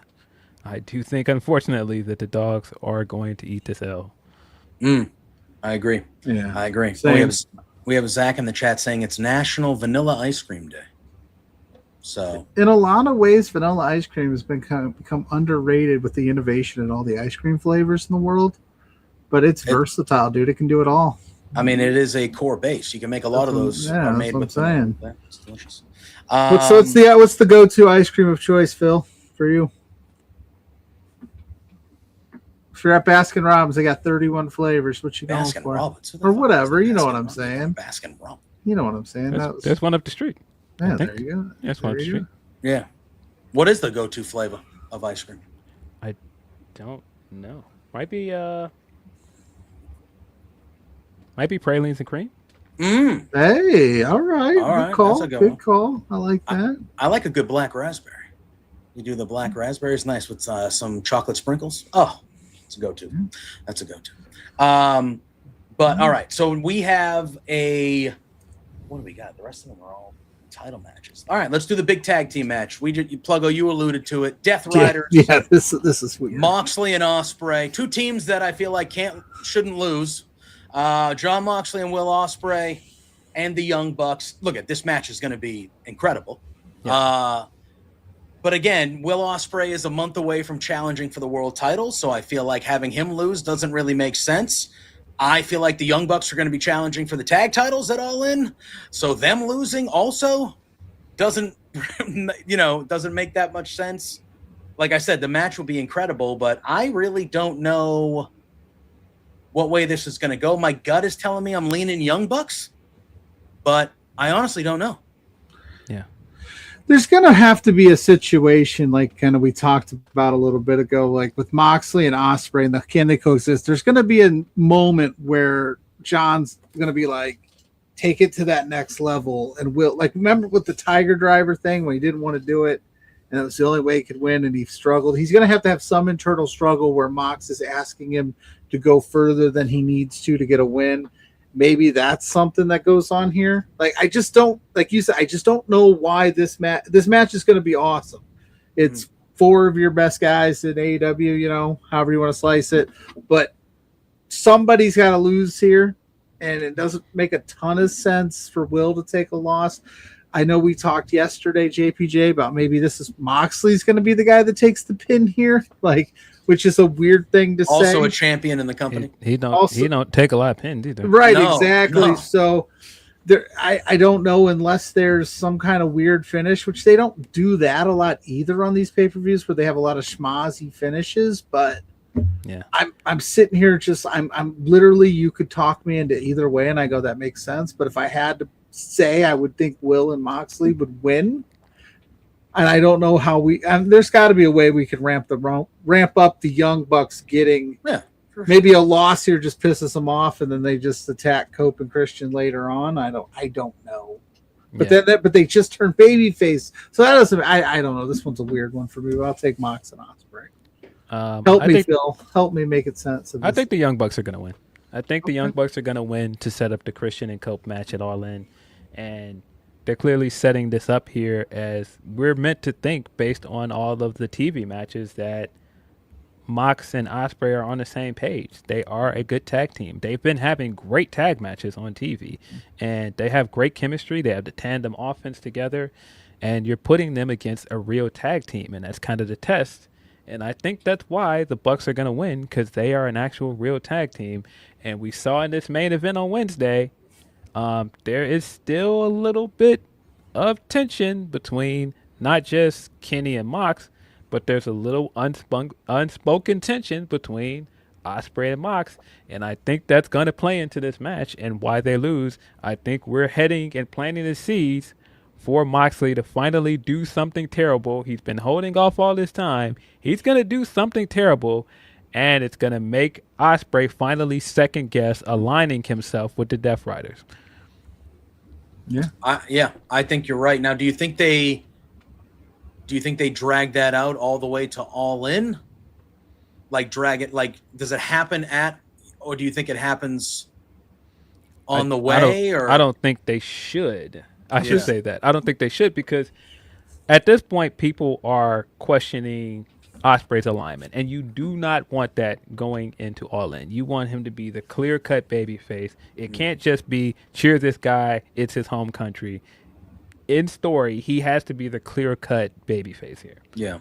They could run this is going to sound corny, and it's pun intended, but Moxley, they're at the end of this thing, come Wednesday night or whatever, he could be like, listen, we need to know, no pun intended, are you all in with us? Or because if that taking that loss could be the catalyst of even Moxley going either you're all in with us or you're doing your own thing, come with Kenny. So there's a lot here where I'm just I like all of it. I said this yesterday after Dynamite. I like the Kenny, the Mox, the Osprey, just wherever we end up with it, I think it's going to be a good outcome because it's been told so well between the three of them specifically.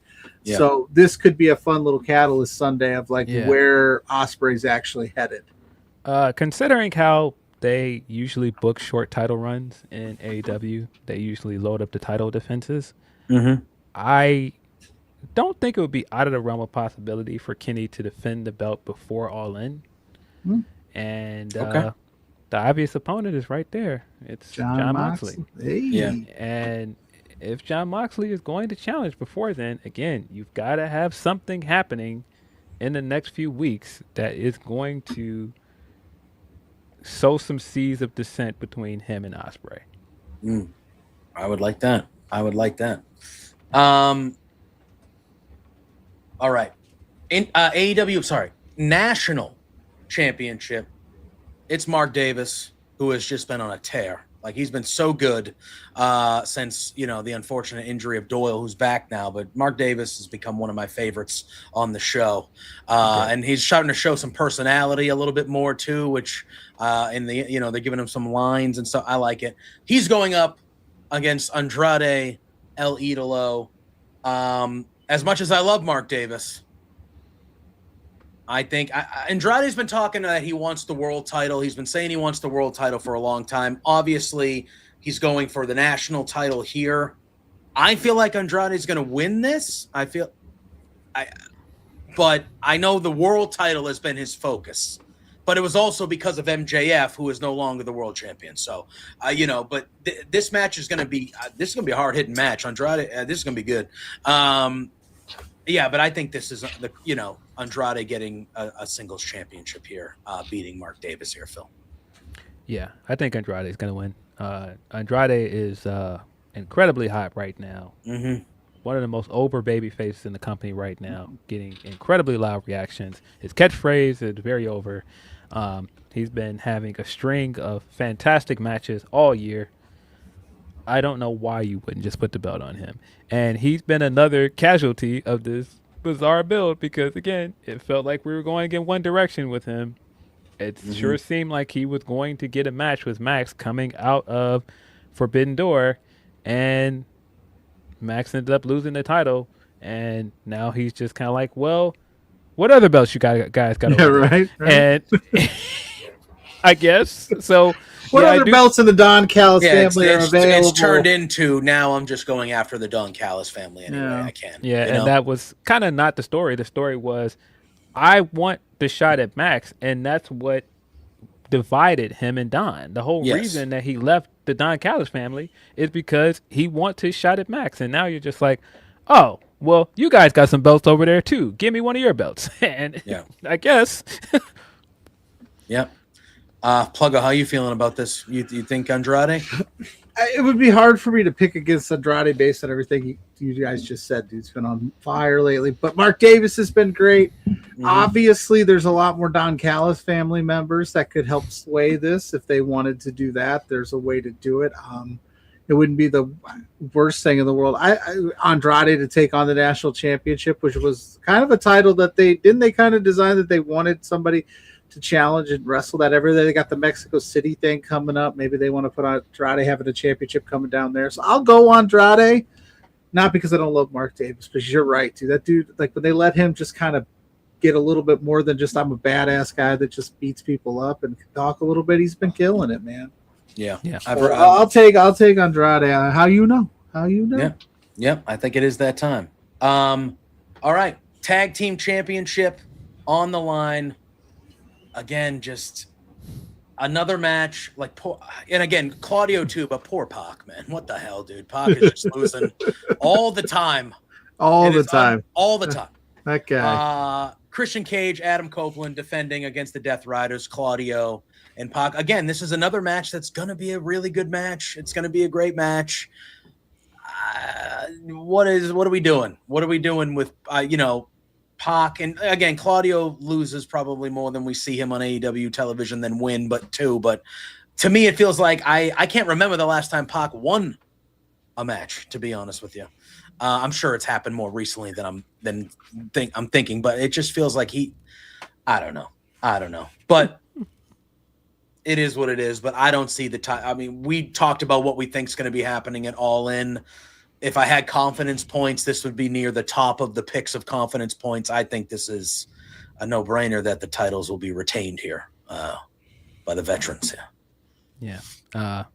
I think the Death Riders will be fine. Claudio, as we know, very good at tag team wrestling, very good at most things that involve wrestling because he is a jack of all trades. And I fully expect him to show up and do a great match in the style of his tag team wrestling.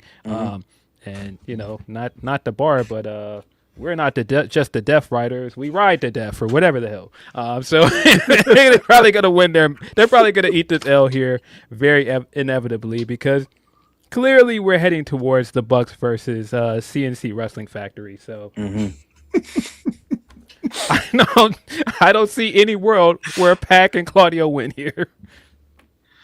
Yeah, we're sitting in a world now with all of our predictions so far where the Death Riders are not going to have a great night here at Redemption. And I think that fuels the fire.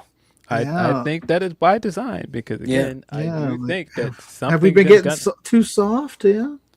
Yeah, I think that's by design because Ospreay is not going to stay in the Death Riders long term, and even if he doesn't stay in the Death Riders long term, there's an inevitable implosion coming with him and Mox. Now, for sure. Whether that means he stays a Death Rider and boots Moxley out of the group, or if he leaves the group himself, something's coming. Yeah, I agree. All right, let's keep on going here. All right, we have a singles match for the AEW TBS Championship. It is Hikaru Shida going up against Maya World. Good spot again for Maya World, getting a pay-per-view match. Her match with Mercedes was just outstanding last time. And good spot here. Shida just won the title a few weeks ago. This is like a low-key show stealer potential for me with these two. This is going to be quite excellent. I don't see Shida losing the title this quickly after getting it. However, Maya World through that tournament, she's a budding star for the company. At some point, this will be her second big match in a row. Again, it's okay if she loses it. That's fine. I think that can kind of work in her favor and stuff. I actually think she should be the one that dethrones Athena for the Ring of Honor title. That feels like the spot that she should be heading towards there. But I can't see Shida losing the title this quickly, but I think this match is going to be quite good. I've got Shida to win here. I agree that Maya is due for the big win. I do think it's probably going to be the Ring of Honor Women's World Championship based on some of the stuff they've been doing with her and Athena. The fact that Athena showed up as soon as she lost to Mercedes and was like, aha, she's not as good as you guys think she is. That clearly was to set up something.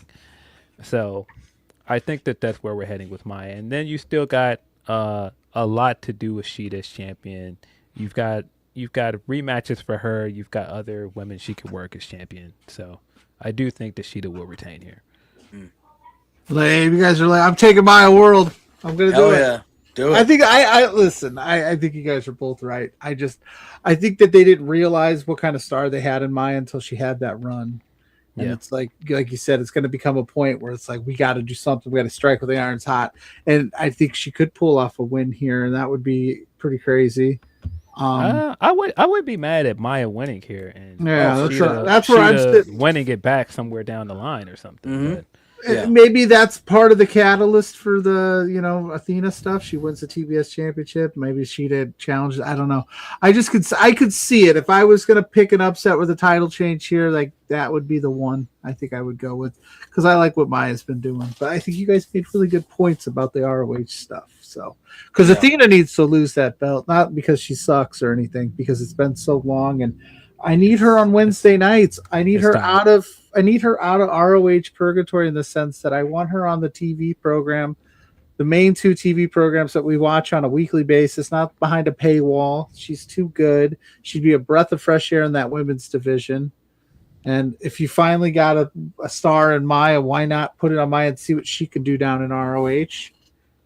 So Yeah, I think you guys make good points. Yeah. AEW International Championship.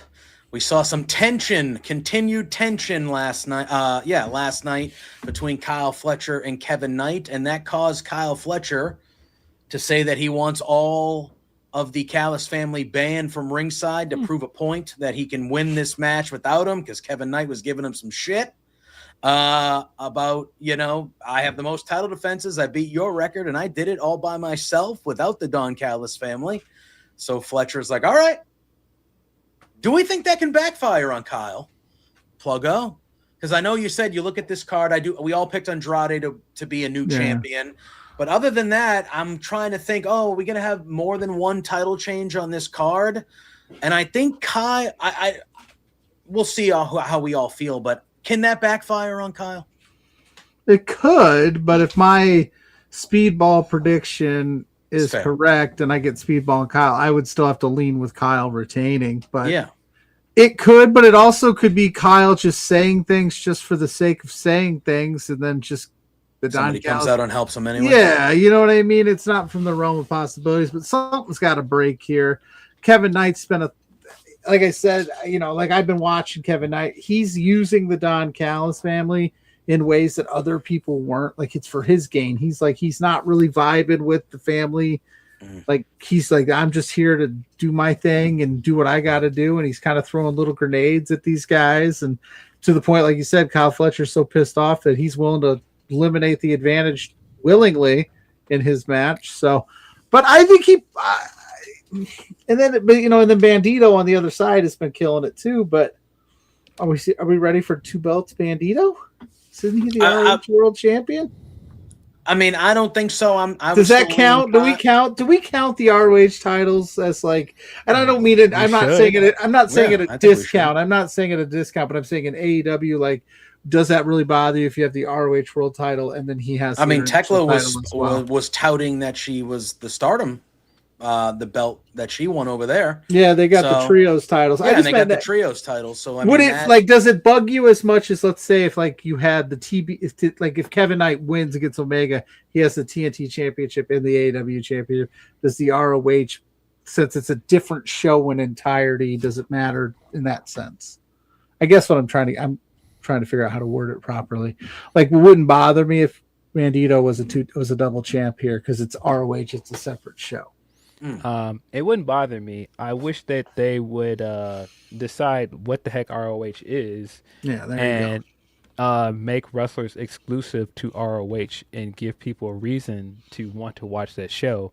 And it makes the booking of Athena feel even more weird when they're making a point of mostly making her exclusive to that brand, but Bandito is always on Dynamite.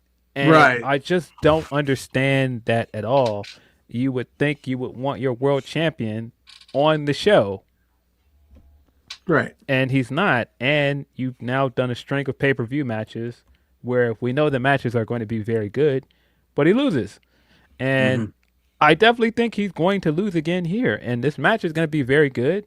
Kyle Fletcher is one of the best wrestlers that they have on the roster, but I don't see Bandito winning here. And I don't even know that it's necessarily a bad thing for Bandito. But again, I think they've got to figure out the identity of ROH and what they want to do with all of its champions. You think Brody King's been looking at that ROH World title thinking like, hey, listen, I know that Brodito's awesome.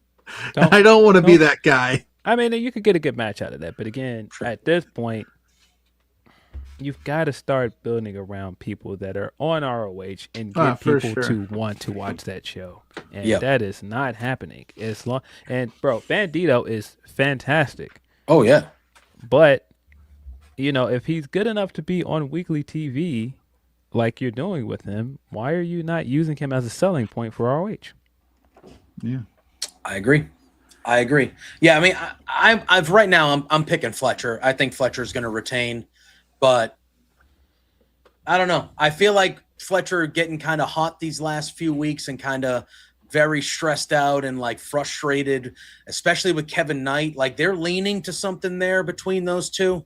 And I wonder kind of how that plays out, because I feel like, Kevin Knight, like you said, Pluggo, Kyle Fletcher's sitting there going like, "Hey, I've been the guy of this group for a while now, and now you're the new hot shot, and you don't really give a shit about the group. I know you, like I know what you're doing. I know like how you're playing this, and like I just see some tension. I feel like he overreacted, and Kevin Knight got the best of him and got under his skin, and he's like, I can do it with nobody, and I'm just like, is this? Can he do this a few times and it backfires on him at some point? You know what I mean? And then that leads to him and Kevin Knight, finally, because I think obviously it would lead to a match at some point. I don't know. Yeah. I saw what happened on Dynamite last night, and I was like, clearly Fletcher is a heel. He's in the Callis family. But as the things were going on, I was like, could Kyle Fletcher be like a massive babyface that's like sometime soon by like this leading to him being the one that leaves the Don Callis family? Because I feel like the crowd would naturally be with that guy. Yeah. It was just in the back of my mind as I was watching everything going down last night. But I feel the same about Kevin Knight too. But yeah, but this is again the Bandito stuff and how this came together. The way that Kevin joined Don Callis family, and I agree. I think his dynamic with Kyle Fletcher has been great. It's been one of the blessings in disguise of him joining this group, but it definitely feels like strange things are happening, and they're just happening. It just feels like, hey, this is just happening. Here's the match, and it's just like, okay, and it's just wrestling. Yeah, you should be able to turn your brain off for some of this stuff, but this is a company that at every turn tries to reward you for paying attention to things, and now it's being like, well, don't pay attention to this. That's just like, let's just sweep this under the rug over here. I do like your ROH point. I was just thinking as we were talking, like they should make it back to the roots, or they should do something where, like you said, like it should be defined. Maybe even like the younger guys, like like a Nick Wayne, just for example, like, oh my God, Nick Wayne's been on a run as ROH champion, whatever, and then like maybe a big name goes down there for a night. And dude, like, you got Nick Wayne, you got all these options. Austin over there. You got. They should be too. They should be recapping the ROH for us on either Dynamite or Collision. Be like, this would happen. Not you don't have to spend a ton of time on it. You could even do the little ticker thing where it's like, so that way people, it's in the mindset, because sometimes you just see these ROH. You're like, oh, I didn't even realize they were ROH champion. Oh. Yeah. Why aren't they? Why aren't they down there? Just like make it this like not NXT full blown, but like a young, some of these guys, give them an opportunity, these guys and gals, to get some reps, and then shoot, it's undeniable, we got to figure this out with this guy. I hate it, because I feel like we've been asking the same question about Ring of Honor for 3 years, maybe longer now. What exactly is this show now, and how does Ring of Honor fit in this ecosystem? And if it's not a third brand, if it's not a feeder system, what is it? You've got to decide what the identity of this show is, because you can't expect people to care if they don't know. If it's just matches, you do a lot of that. You do that on Saturdays. So, you got to give somebody a hook for why I am paying for Ring of Honor, Honor of Club, and watching Ring of Honor on the weekly. And it's the same thing as, their product on the whole. Their pay-per-views are exceptional. But you still got to crack that code to get people to watch Ring of Honor. Yeah. We got Auntie Collins, Queer Auntie in the chat, and she goes, walking into Ring of Honor talk, I feel summoned. Yes. Big Ring of Honor. Her ears were burning. Auntie Collins, yes, as well. Yeah. Yeah. All right. Pluggo, you were talking about those title changes on the show. AEW Women's World Championship match. Tekla, who I think has been just... I do not watch everything. I did not know Tekla's game until she showed up in AEW, and boy, let me tell you, fabulous. She is absolutely fabulous. I love her. One of my favorites. But, Willow has to vacate the title. She comes back. She wins the gauntlet. She's fighting for the world championship, where she should be fighting for world championships. Love Willow. Would not be an ounce upset. Willow Mercedes is much more of a history feud in history but Tekla's been so damn good that I feel like she's kind of earned the spot at All In to have that match with that crowd. But I think I'm leaning Willow here, guys. I think the Mercedes Willow factor, and just not that AEW always cares about it, the natural babyface versus heel factor as well would be there, more present. Not that I would want Willow to win the title and then lose it 3 weeks later to Mercedes. That would be, I don't want necessarily that to happen, but I think that's a strong possibility that happens here on Sunday, Phil. I know I in other shows that we've done, some people have thrown out that maybe this turns in. I expect Mercedes to be at ringside or around rings on commentary, maybe there. I don't know if there's something that could happen that maybe turns the match into a triple threat, a three-way at All In. I don't know, but I'm leaning Willow here, Phil. I think it's fairly obvious that Willow's going to win. And I could be wrong with everything that they've been doing. They did all the video packages for Willow's return. Yeah. And then once she returned in the gauntlet, it's like, yeah, she's definitely winning. You don't do all of that to hype up her return and have her lose the gauntlet. And based on the segments, and I thought the segment Wednesday night was really good. The segment with them and Mick Foley, I thought it was great. But it feels like Willow's winning, and I think Tekla should win, guys. I did not think I would feel this way. And 2 weeks ago, I started to get this feeling like, yeah, I think Tekla should win. Based on the year that she's had, they needed somebody to step up in Tony and Mercedes' absence as champion, and she did it. And she has been a breath of fresh air, and she has really taken to this audience. This audience really likes her. Like, you can see it in like the numbers, the reception for her, and she has just like really taken to this company and grown as a performer. And the same way you could make the argument at one point that Max has done a lot this year and he should be walking into the biggest show of the year as champion, I think that Tekla's earned it. I think with the year she's had, she deserves to walk into the biggest show as champion. And I don't love the idea of you giving Willow her first world title win and then you're going to get to the point with her as a baby face where you should want your crowd fully invested in her as champion, as a babyface, and most of your audience is going to want Mercedes to win because it feels like Mercedes' time. It does. That's the other reason why I feel like it makes more sense for it to be Tekla, because even though it's a heel versus heel thing, it's Mercedes' time. Everything with the women has been better since Mercedes has come back. Everything she's been doing online, the Owen win and everything. She's about to recruit Bailey to get. It's her time, and I don't think that you should give Willow a short-lived title reign or divide your audience in a few weeks when you want people fully behind her first world title win. Yeah. Go ahead, Pluggo. I was just gonna say, and they also it depends, right? Like, you'd have to decide pretty quickly if you want Mercedes to be a face, how you're gonna get there. Tekla would be a better foil to get, obviously, a heel or a face Mercedes, because Tekla's just so good at being an heel that it would naturally be the right progression. You'd be rewarding Tekla for all of the hard work she's doing. I still sit there and go, the bigger match is Willow and Mercedes on the marquee. I know, right? But in terms of like the marquee, you see the names, you'd go. But yeah, I don't think you're wrong. I think Tekla's crushing it, but I don't. Willow. I don't know. We've had two weeks of Willow being back, and not to step on your point, but go ahead.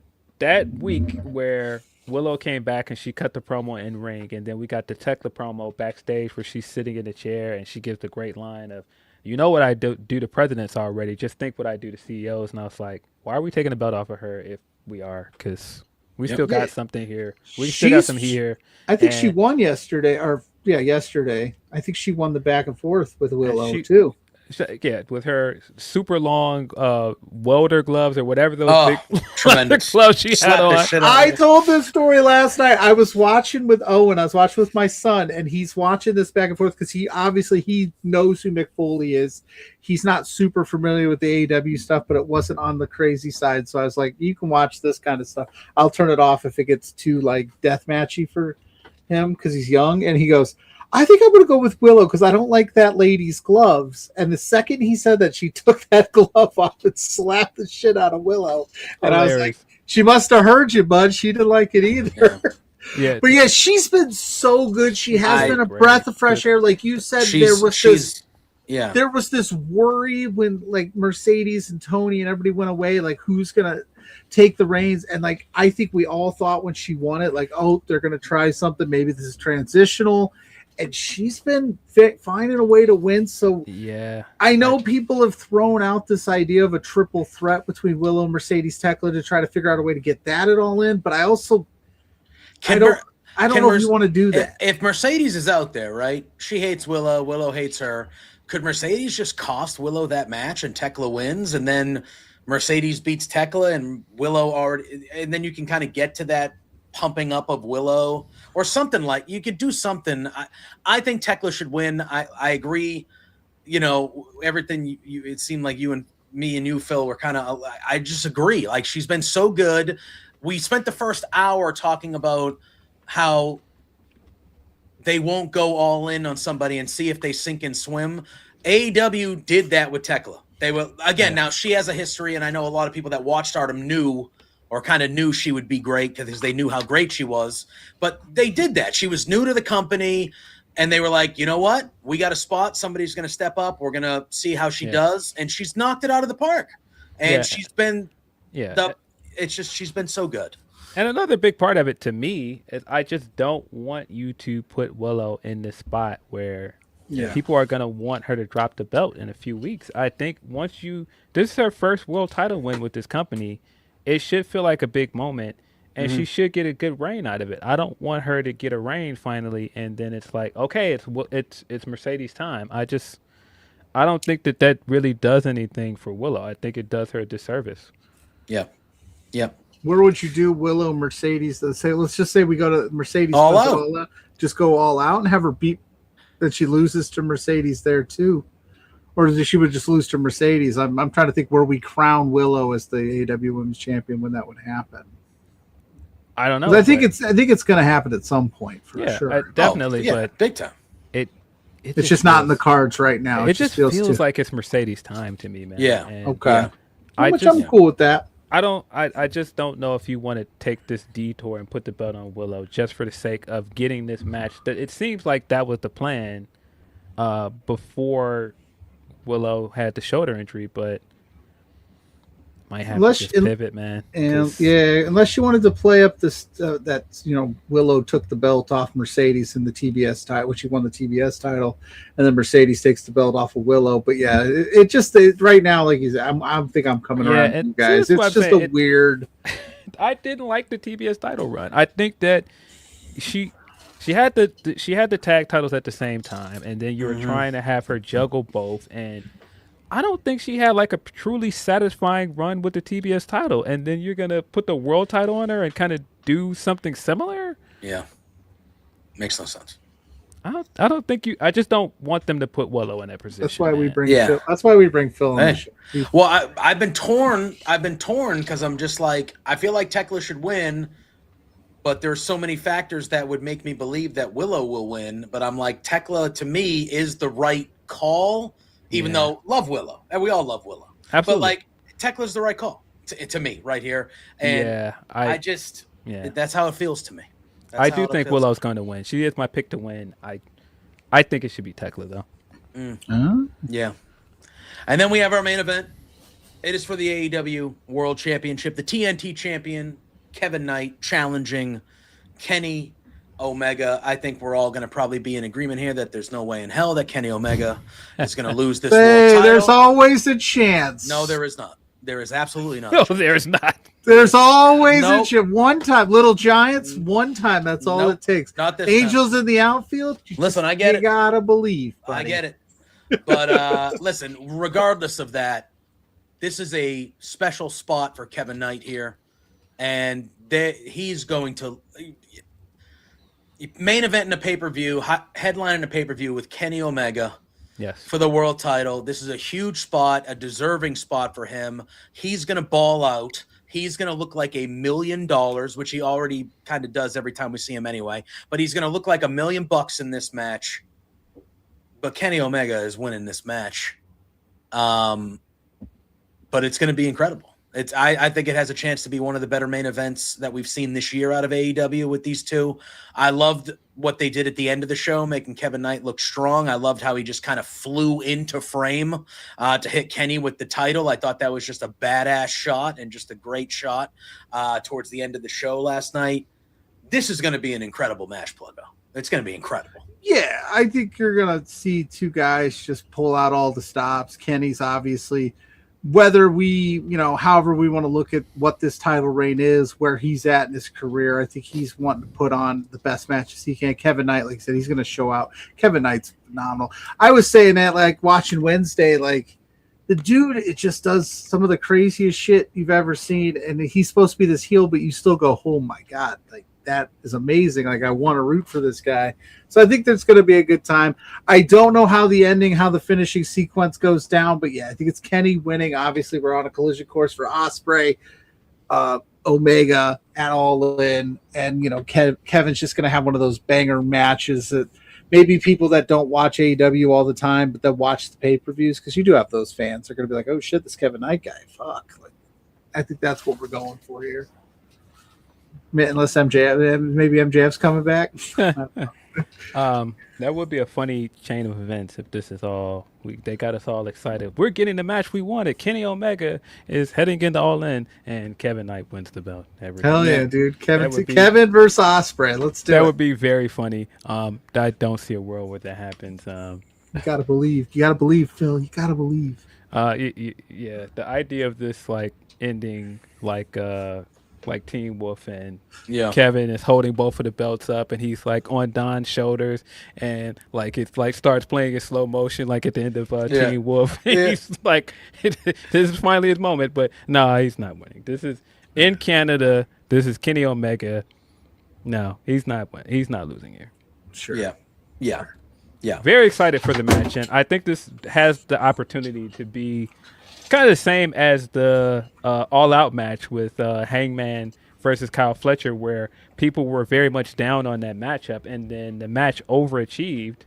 And I think this is going to be the same thing. I think they're going to put on a great match, and we're going to completely move on from this pay-per-view and head into the Built All In. I think fans are in this weird, like, we're in this new era of AEW where it used to be 4 pay-per-views a year, maybe 6 with some specials, right? So it was more likely of a title change. Now we're sitting in this era where it's like, we know Kevin Knight's not winning, but we know the match is going to be good. But then I counter with, like, who else would you put in the spot? Because whoever you put in the spot with Kenny wasn't going to win either. So, and I think they pivoted off the MJF injury. Maybe Kenny was supposed to win it versus MJF in the main event here.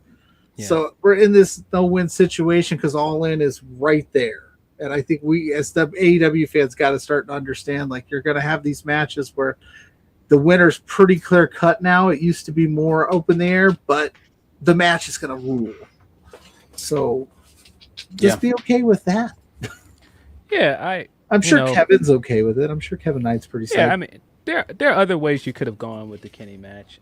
I thought Okada was right there. Okada's not doing anything. I thought that's what we were going to get. I was like, you were trying to do a big match in Canada. You don't have the match now, and you want to do a big main event caliber match. Kenny hasn't beaten Okada since last year at All In Texas. Correct. That was an option. Maybe they didn't want to go with a heavily physical match like this with Kenny Omega this close to All In. They didn't want to risk it. I don't know. But again, stoked for Kevin Knight to be in this position, man. 100%. 100%. He's gonna win. You guys are both wrong. We're gonna be sitting here next week. That would be a wild scene. I think if we were doing post shows, we would come on here and be like, "What the fuck?" Kenny forgets to kick out on a spot. We're like, "What? Oh shit!" Huh? I'm trying to tell you, Teen Wolf, man. When you're shooting for the moon and finally make it, like the slow motion end where it just goes to the freeze frame. Yeah. Kevin's like, Kenny, you were supposed to kick out. What the hell happened? Oh, that would be it's your time, Kevin. Yeah. I'm calling this one on the fly, brother. I'm an EVP. My time has passed. It's your time. Good stuff. I'm gonna be in your corner at All In when you take on Ospreay. Yeah. So that is Redemption. Whoops. That is Redemption. Too many R pay-per-views, man. That's Redemption. Again, I think it'll be a fun, good show. But I don't disagree with kind of how you felt about the lead-in for it and stuff like that, Phil. One thing I meant to talk about when we were talking about WWE, we can spend the last few minutes on it. The announcement today that SiriusXM and those boys over there, starting on Monday, are now going to be WWE Radio. Which Bully a lot of Ray people is psyched.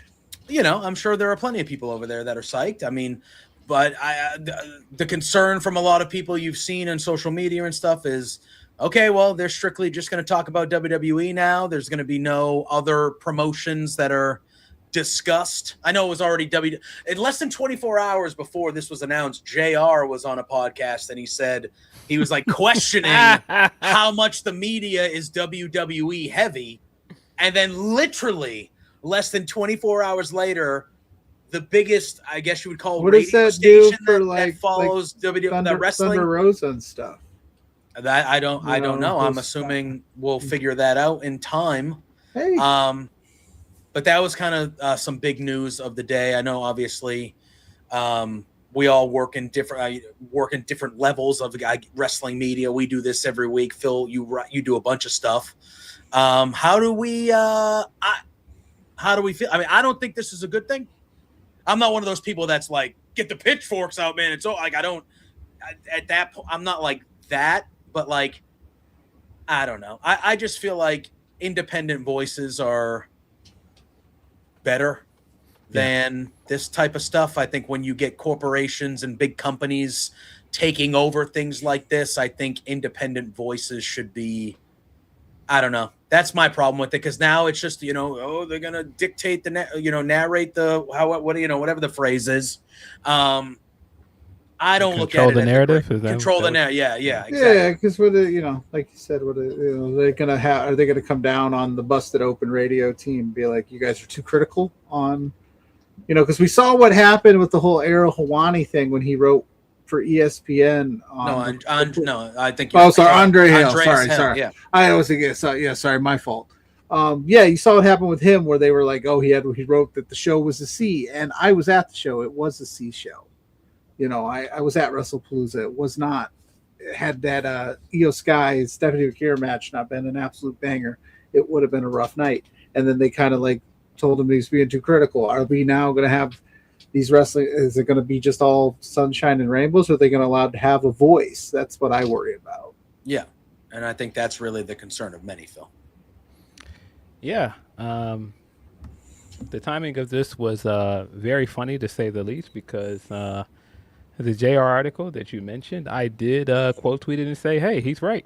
Yep, and 100%. There were people in my mentions for the next few hours like, no, he's wrong, and he doesn't know anything. He works for AEW. Of course he would say that, blah, blah, blah. And then this news comes out like not even 24 hours later, and I saw it on my phone and just burst out laughing. I was like, boy, yeah, that guy JR still has the fastball, man. Like, yeah, 100%. Very funny stuff to me. But I think with the current coverage from Busted Open, this was kind of the scenario for WWE to come in. It's not like WWE's coming in and taking over a situation where you had all of these AEW friendly podcast or a podcast that's like covering Joshi or New Japan Wrestling to begin with. Most of their podcasts are very WWE centric to begin with. And so I don't think it necessarily changes their coverage. It's going to be what it is. I think that the issue here, if you want to say it's an issue, you've got a choice as to what you listen to. You don't have to listen to Busted Open. You don't have to listen to anything on their network. But I do think that we've been seeing the direction for WWE for the last year or so. And I said this all the way back when they debuted on ESPN and they announced WrestlePalooza was going head to head with All Out. And my entire thought process around it is like, oh, they're not trying to beat them out. They're not trying to get people to not watch All Out. They're not trying to position this where AEW fans who don't care about WWE anyway are not going to watch this show. They're still going to watch whatever they want to watch. WWE fans are still going to watch whatever they want. And the people that watch both are going to find a way to watch both. What this is they want to dominate the media coverage around that weekend. And as you saw, that succeeded because that week, we didn't see that most people were saying that All Out was the better show, which it was. For that entire week, all I saw was ESPN is unhappy with WWE with their debut because of Andreas's grade and some of the talking points around the numbers and how hard the app was to use. And just like the news that the drop down for AEW was gone from ESPN now, and it was only WWE. And so I think that was very clear from the beginning. Their whole scope here in getting a $1 billion partnership with ESPN, the biggest sports network in the world, is to have WWE front and center. And regardless if it was the case already that some people see pro wrestling as WWE, now it's even more so because it's marketed along with sports on a regular basis. You have wrestlers on ESPN. You have wrestlers on First Take. You got Danhausen and a mix with the Knicks and all the rest of this stuff. So now in the pop culture zeitgeist, even more so, WWE is the end all be all. It is wrestling to some people. And you're seeing that now in even more other coverage, what they're doing with influencers. They're trying to bring in people from outside the bubble and to come over here. Like, look, it's fun. The WWE experience is better than any other ticket in town. And they're succeeding at that. It doesn't matter if they're not as hot as they were 2 years ago. When you look at the coverage, what is everybody talking about? WWE. And that's going to continue. And so doing this with Busted Open and turning it into WWE Radio is just more of them heading in that direction of trying to dominate the media coverage around pro wrestling. That's the game at this point. It ain't trying to beat AEW at what they do best. You're not going to put on a better pay-per-view than them and beat them out at that. No, you're just going to make sure more people are talking about your pay-per-view. And not just the fans online, the people that matter, the people that cover these things. You're going to create a scenario where you got to get people in media to make a choice. Do I want to cover this WWE show for the weekend, or do I want to cover AEW? That's what they're doing. Yeah, it's a good point. And if you pick the wrong one, you don't get to come hang out with us. That's what it is what it is. Like you see with what they're doing with the AAA show. I don't think you're not trying to sell a AAA show next to All Out. You're not trying to dissuade anybody from buying tickets to All Out. People that are going to go to All Out are going to go. But you're trying to disrupt coverage again for that weekend. You're trying to steal some headlines. You're trying to make some waves. You're just trying to. Yes. What did we talk about last week? You weren't here famously, like you were on assignment last week, JPJ. But that is something that we talked about with Tanner and Ella. Was like, because they announced it that Thursday. They were like, "This is what we're doing," and it was just like that became a talking point. And guess what? It was, well, which one are you going to watch? You're going to. That's all. Yeah. So. I always say they're not doing things from a business standpoint that are like they're good moves for them. It just and when you look at the wrestling space that people hold so near and dear, they're like, it's not. Is it good for the wrestling business? Yes or no? It's good for their business. Absolutely. Like so Phil said, pick and choose what you want. We're in the golden era. I think we're in the golden era of professional wrestling where anything that you want is a click away. So you could choose to. So I don't have Sirius XM radio. I would have to download the podcast if they put it out on a streamer after the fact. And there's the people that we know that work over there that are great people. Like we're not saying it's bad for them. I think it's awesome. But at the end of the day, it's now we just need. But I mean, you know who this is for. Like this is not like I'm like you. I don't have Sirius, and it's not like this is like now. Oh, now that it's WWE Radio, I'm going to go out of my way to get it. But you know who this is for. This is for their audience, and this is just like, another avenue to watch and get more coverage. And the way I saw it today, they were like, they're going to do the podcast. They're going to do like show recaps. They're going to have all of the WWE like branded, like the Cody Rhodes, the Stephanie McMahon podcast are all going to be on there as well. So if you don't have, did I see correctly that you can now listen to the pay-per-views, the pay-per-view audio on radio? Yeah. That's interesting. I never thought about that, but that's an interesting way. That's an interesting way. I don't know. I've never thought about that at all as a possibility. I mean, but again, you keep trying to treat it like it's a sport, and I guess for some people you want to do that, but wrestling is interactive and it's different. Like I suppose you could keep up with a pay-per-view like on a road trip and listen to it on the radio, but I couldn't imagine wanting to engage in wrestling like that. Like because like I said, other sports are different. I couldn't imagine wanting to do that. And I say that as a big sports fan. Try to explain Danhausen to a radio audience. Yeah, you got to see it to believe it. It's I don't know how that could work, but there could be an audience for that. It's definitely a new approach, especially with what they're doing with ESPN. But I think it's pretty clear that they're just trying to dominate the media space, and that's nothing new for them. Mm-hmm.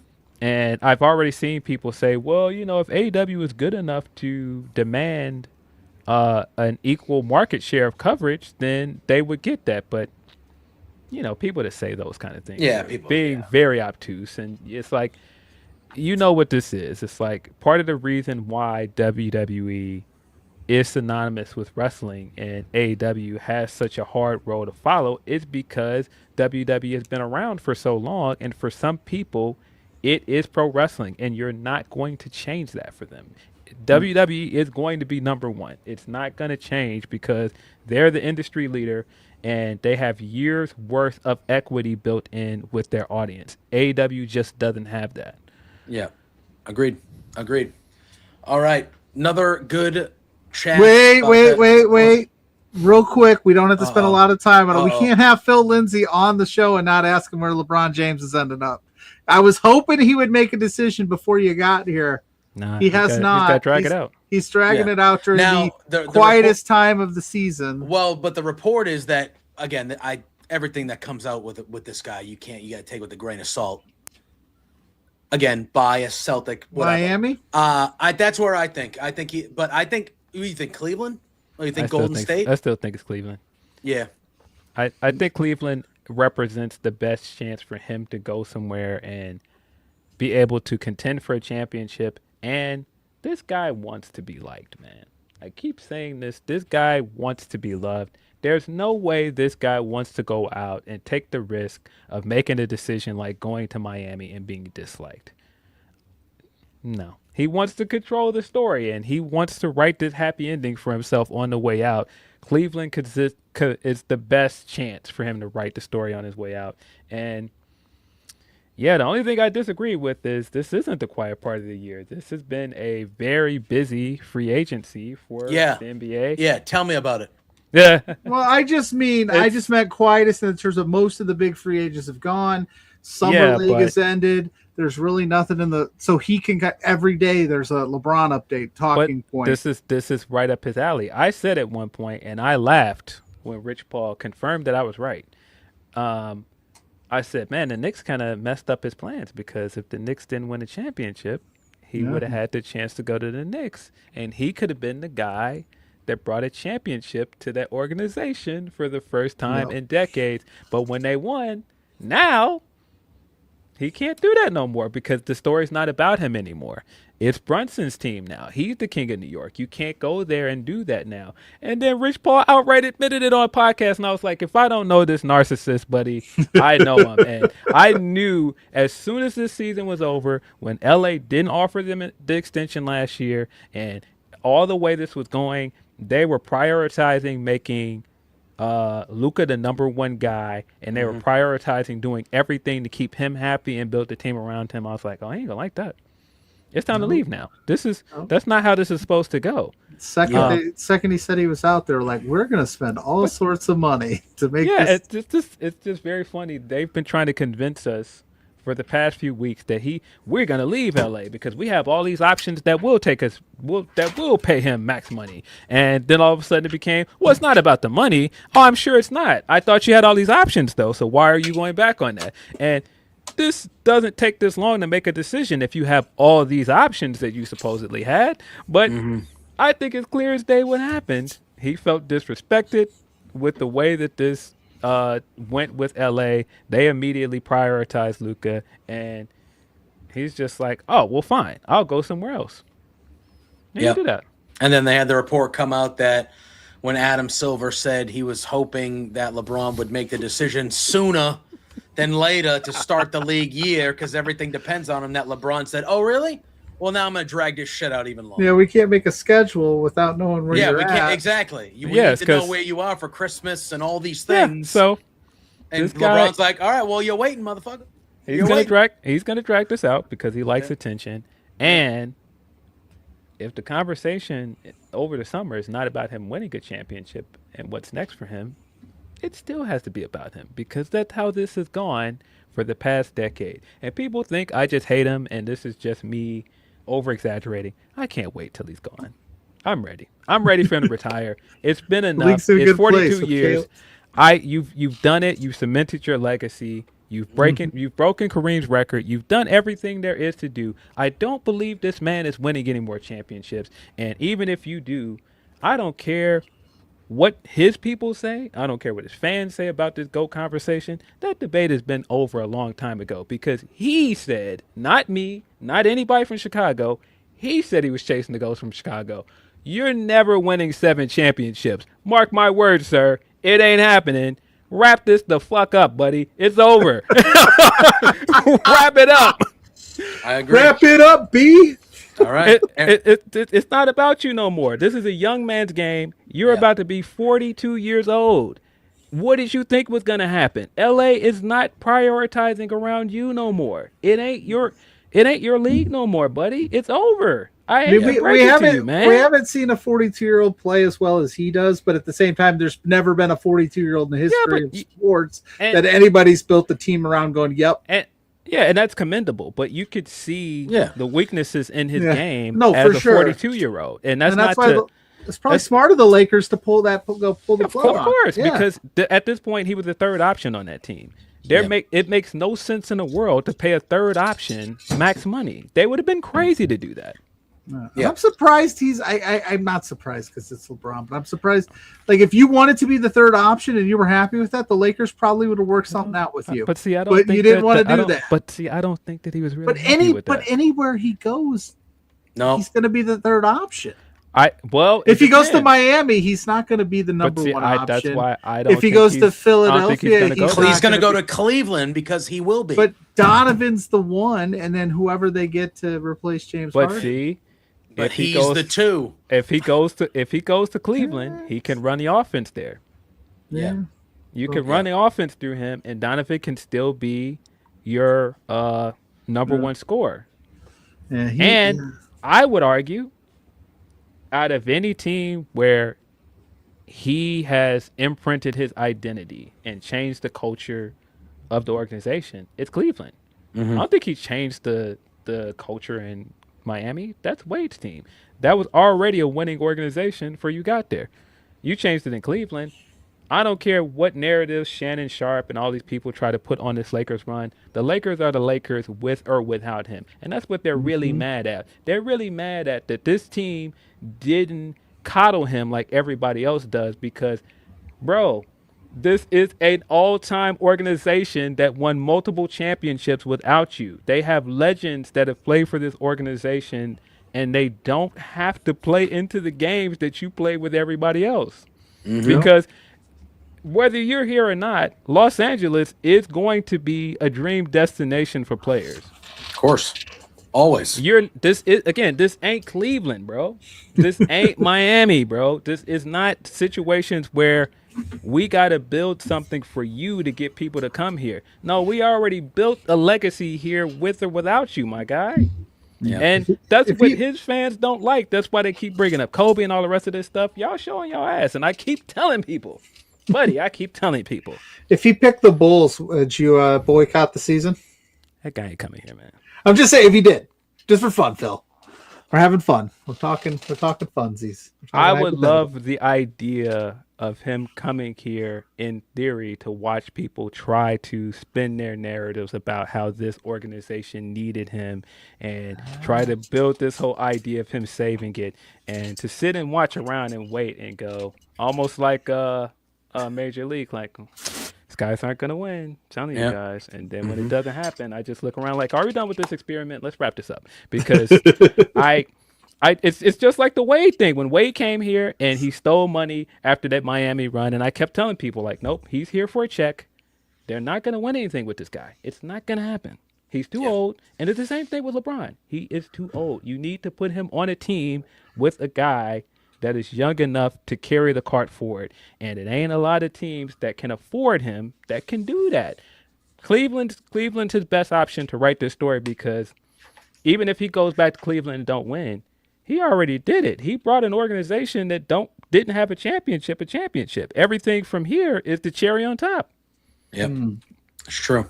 So you can rewrite the narrative. It don't have to be about you winning. Just like with the Lakers, it ain't about you not winning those last few years. It's about you breaking Kareem's record, or you overachieving and making it to the first round. It don't matter that you got swept.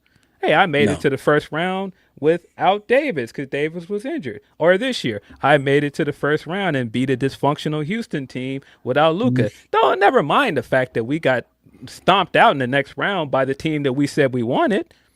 That don't matter. Those are semantics. I'm still mad at my Rockets for losing that series, but it was evident that was happening because everything with Kevin Durant coming into that playoff run, that is a dysfunctional team. They weren't beating nobody. I know. It was very clear. And then we've had this offseason where we're like, are we in or out? What are we doing? And we didn't do anything. So I'm excited for the 2026-2027 basketball season. I just want this to carry on. Just do what you guys are gonna do, because if this guy doesn't do anything else, as somebody that enjoys watching the crash and burn, he does not disappoint me, because when he loses in epic fashion, and it's hilarious to watch every time. And so I love the idea of him trying to build up this Last Stand-esque final season for him to go somewhere else, and people are going to put their hopes on him winning.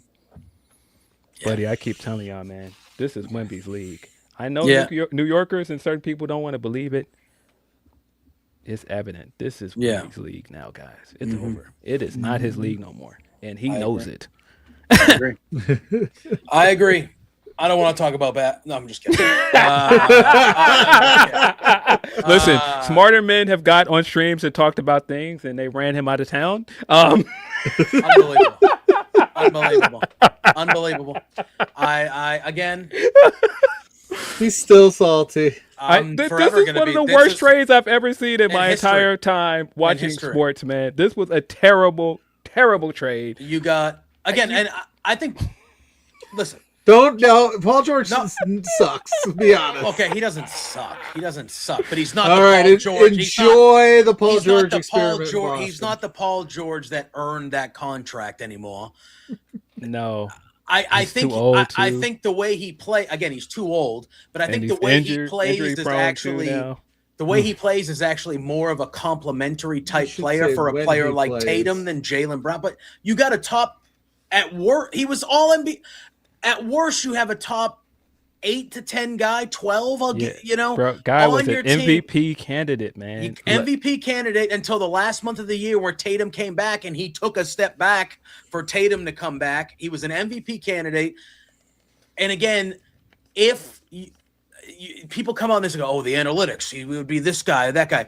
If Jaylen Brown was not on the Boston Celtics last year, we would have won 25 games. They had no business winning 50-plus wins. Correct. And some of it is on Missoula. He was great. He was coach of the year. He was good. Yeah, it was Jaylen Brown. He showed up every night. Give me their best guy. I'm guarding him. I'm playing head up, and he was just tremendous. And he's in the prime of his career. He's won here. They've won here together. Yeah, that's not the way you treat a guy that brought you an NBA champion. Was the Finals MVP in that run. They don't win that championship without him. 100%. As much as I like Tatum shrunk in that series. They do not win that series without him. And I don't think that's the way you treat that guy on the way out, but I very much believe something happened there that we don't know about. Oh, yeah. I think it was untenable. I think once the trade came out that we were going after Giannis, it was untenable, and I don't think he was ever going to come back because he felt disrespected. See, I don't think it was untenable with him. I think that's what it seems like. That I don't think they like. He I don't didn't think ask the for a brass, trade. I don't think the brass liked something. Whether it was they felt bad, they felt off about him saying it was his favorite year when we just got bounced, being up 3-1. Something clearly. Well, then, and then Tatum was really silent. I'm not saying Tatum he's been saying the right thing since the trade, Tatum, but Tatum was awfully silent. JB was like, he's going to be on my podcast. He never showed up on the podcast. Never defended him. Never defended him. He never came out and said, hey, man, I've been with the guy for 9 years. We won a championship. I would love this to keep going. Just was quiet. Yeah. It was just kind of like, I got to imagine if I am going through hell trying to get back early, recuperating from a career-changing knee injury, I wouldn't have been thrilled at him saying that this was my favorite season, because this absolutely wasn't Jason Tatum's favorite season. And so I got to imagine he felt a way about that. I don't think that is all of it, but I can't imagine he heard that quote and was happy. No, I'm sure Tatum's living his Mamba mentality lifestyle. He's like, listen, I'm going to go ahead and just show you I can win with whoever. Listen, I don't think he will win it, but I don't think it would be a bad bet to place a wager on Tatum potentially being MVP of the year. Again, it's all going to be on the health of, I don't know how, again, he didn't play game 7 because the leg was messed up. So it's going to depend on his health. But again, as a Celtics fan, the trade was horrendous. And like, even if you, again, if you want to tell me that you want to build a roster, because it seems like the league is maybe going in this direction where it's more about more dudes than just paying 1, 2, or 3, at least 2 or 3 big guys. That's the way the league's going. They were tapped to pay this guy a lot of money, and he was going to be due $70+ million bucks. Paul George makes $60 million. Yes, but he's off the books now a year earlier than Jaylen, and you can, next year that's a valuable expiring contract. You can get rid of. Like, again, the only intriguing thing to me is I think the Celtics are still going to be a good basketball team. They're not going to be terrible, but you got two. Everybody else is going to be better, though. I agree. Hugo Gonzalez better ball out. That's all. And my thing is, he looked good in the summer league, Phil. Bro, you didn't want to pass on Hugo, and that's part of what kept you out of the sweepstakes for Giannis. And avoided this whole scenario. If you just put Hugo in that trade, Jalen's in Milwaukee. Giannis is in Boston. There's no weird Paul George and that's trade. what I would be worried about if I was a Boston Celtics fan. It's not that I think that there's a chance Tatum can have this great runaway season as the number 1 guy. Sure. But you're now going up against a Miami team with Giannis that could be a lot better than people expect. If this Toronto trade goes through, you're facing possibly a healthy Kawhi Leonard and Scotty Barnes as his wing guy, and they are going to be much, much better than people think they are. Pacers are going to be better because Halliburton's back. Philly has you got to play Philly now, and you got to face Philly with a Jaylen Brown with something that's going to want to murder. He's going to want to murder us. you've got so many other teams that are going to be better. You got to play New York. You got that's the only thing that's the thing. Can I just tell you, I'm annoyed about all of it because Jalen. I just love Jalen. The Wizards are better. And like for me, the thing that annoyed me the most is of all the teams you're going to trade him to. You trade him to obviously Celtics, Lakers. I get it, but we only see those guys when it matters. If we make it to we see Philly they are. If you ask me, my lifetime, they just sent the Celtics home. Yeah, or who are more rivals to the Celtics? It's the Sixers more than the Lakers. Obviously, in history, no, but that's more of an every year, every time. Right? We play them. You send him there. Why would you send him there? That's the thing that irks me the most about it. I'm irked about all of it, but that's the thing that irks me the most. It's like Philly, a team that you're going to see in the playoffs every single year. You play multiple times. They're in your division. I'm like, what? Why would you give that guy you know how he plays? He's a dog, dude. He plays all the time. During those games, he's going to want to put his foot on our throat. And you've given him a great supporting cast. You put him next to VJ Edgecombe, Tyrese Maxey. It doesn't even matter if Embiid can't stay healthy. Just those three guys is their nucleus, and then on top of it, you've got a former MVP in Joel Embiid. It's bad, man. What an awful. And then you get old Paul George, and then you get 2 first-round picks, but Philly's going to be they're going to be useless. Balls. They're going to be unbelievable. You're going to get the 27th pick in the draft? Whoop de fucking do. Hugo Gonzalez was drafted 27th or 28th. What are you going to flip those for? It doesn't make sense. It doesn't make sense. Would you draft old Shireman, dude, at the end of the I actually like Bailey Shire. Those guys were untouchable for Giannis. Yikes, I would, I don't know. I think if anything, I think Pritchard goes up a level. I think he can go up a level if he has more opportunity. I do think if Tatum's healthy, he's going to be a all NBA. Like he's already been he's going to be that guy. It's going to be scary though, man. Because that's why I keep saying to people, if this Toronto thing goes through, if this investigation goes the way it does, Toronto is going to be a lot better than people think they're going to be, man. Yeah. Toronto's going to be very good. I think Toronto arguably had the best come up out of this, other than Jaylen Brown falling into Philly's lap for a sandwich and some orange slices. But this, this is, I don't know, man. Unbelievable. Unbelievable. But some good ball talk to wrap us up here. Phil, always a pleasure. Thank you for always making the time and joining us. We always are pumped and excited for the conversations that will happen when you're here. So we appreciate you spending 2.5 hours with us. Obviously, you're a little bit of everywhere, so let the people know where they can find all your stuff, man. You can find my writing at Bleacher Report. You can find me on Fightful's YouTube channel every Saturday at noon Eastern, hosting GRAPSODY with Righteous Reg. You can also subscribe to our YouTube channel. That's also where we put some of our other content, like interviews. We've been doing more pay-per-view reviews there. So feel free to subscribe to GRAPSODY on YouTube as well. Awesome. Pluggo. Heck yeah. Well, as always, I am Pluggo. You search Pluggo. That's me on all social media platforms. Every Thursday night with this gentleman here for Between Two Beards. Go to @B2Beards on all social media to know what we got going on as a show, what's coming up, yada, yada, yada there. I'll be back this Saturday with Blair Pacheco of the Grainmaker Wrestling Podcast for 4 Exposure, talking about the independent wrestling scene. We'll probably talk my trip to Warrior Wrestling this weekend, get you ready for LPW 50 as well. That'll be at 4 p.m. this Saturday. And then Dynamiked Up with you over on Body Slam when I can be there. I contribute to the Main Event Wrestling Network. Got a lot of stuff going on. It's been a busy week, man. But that's where you can find me. All right.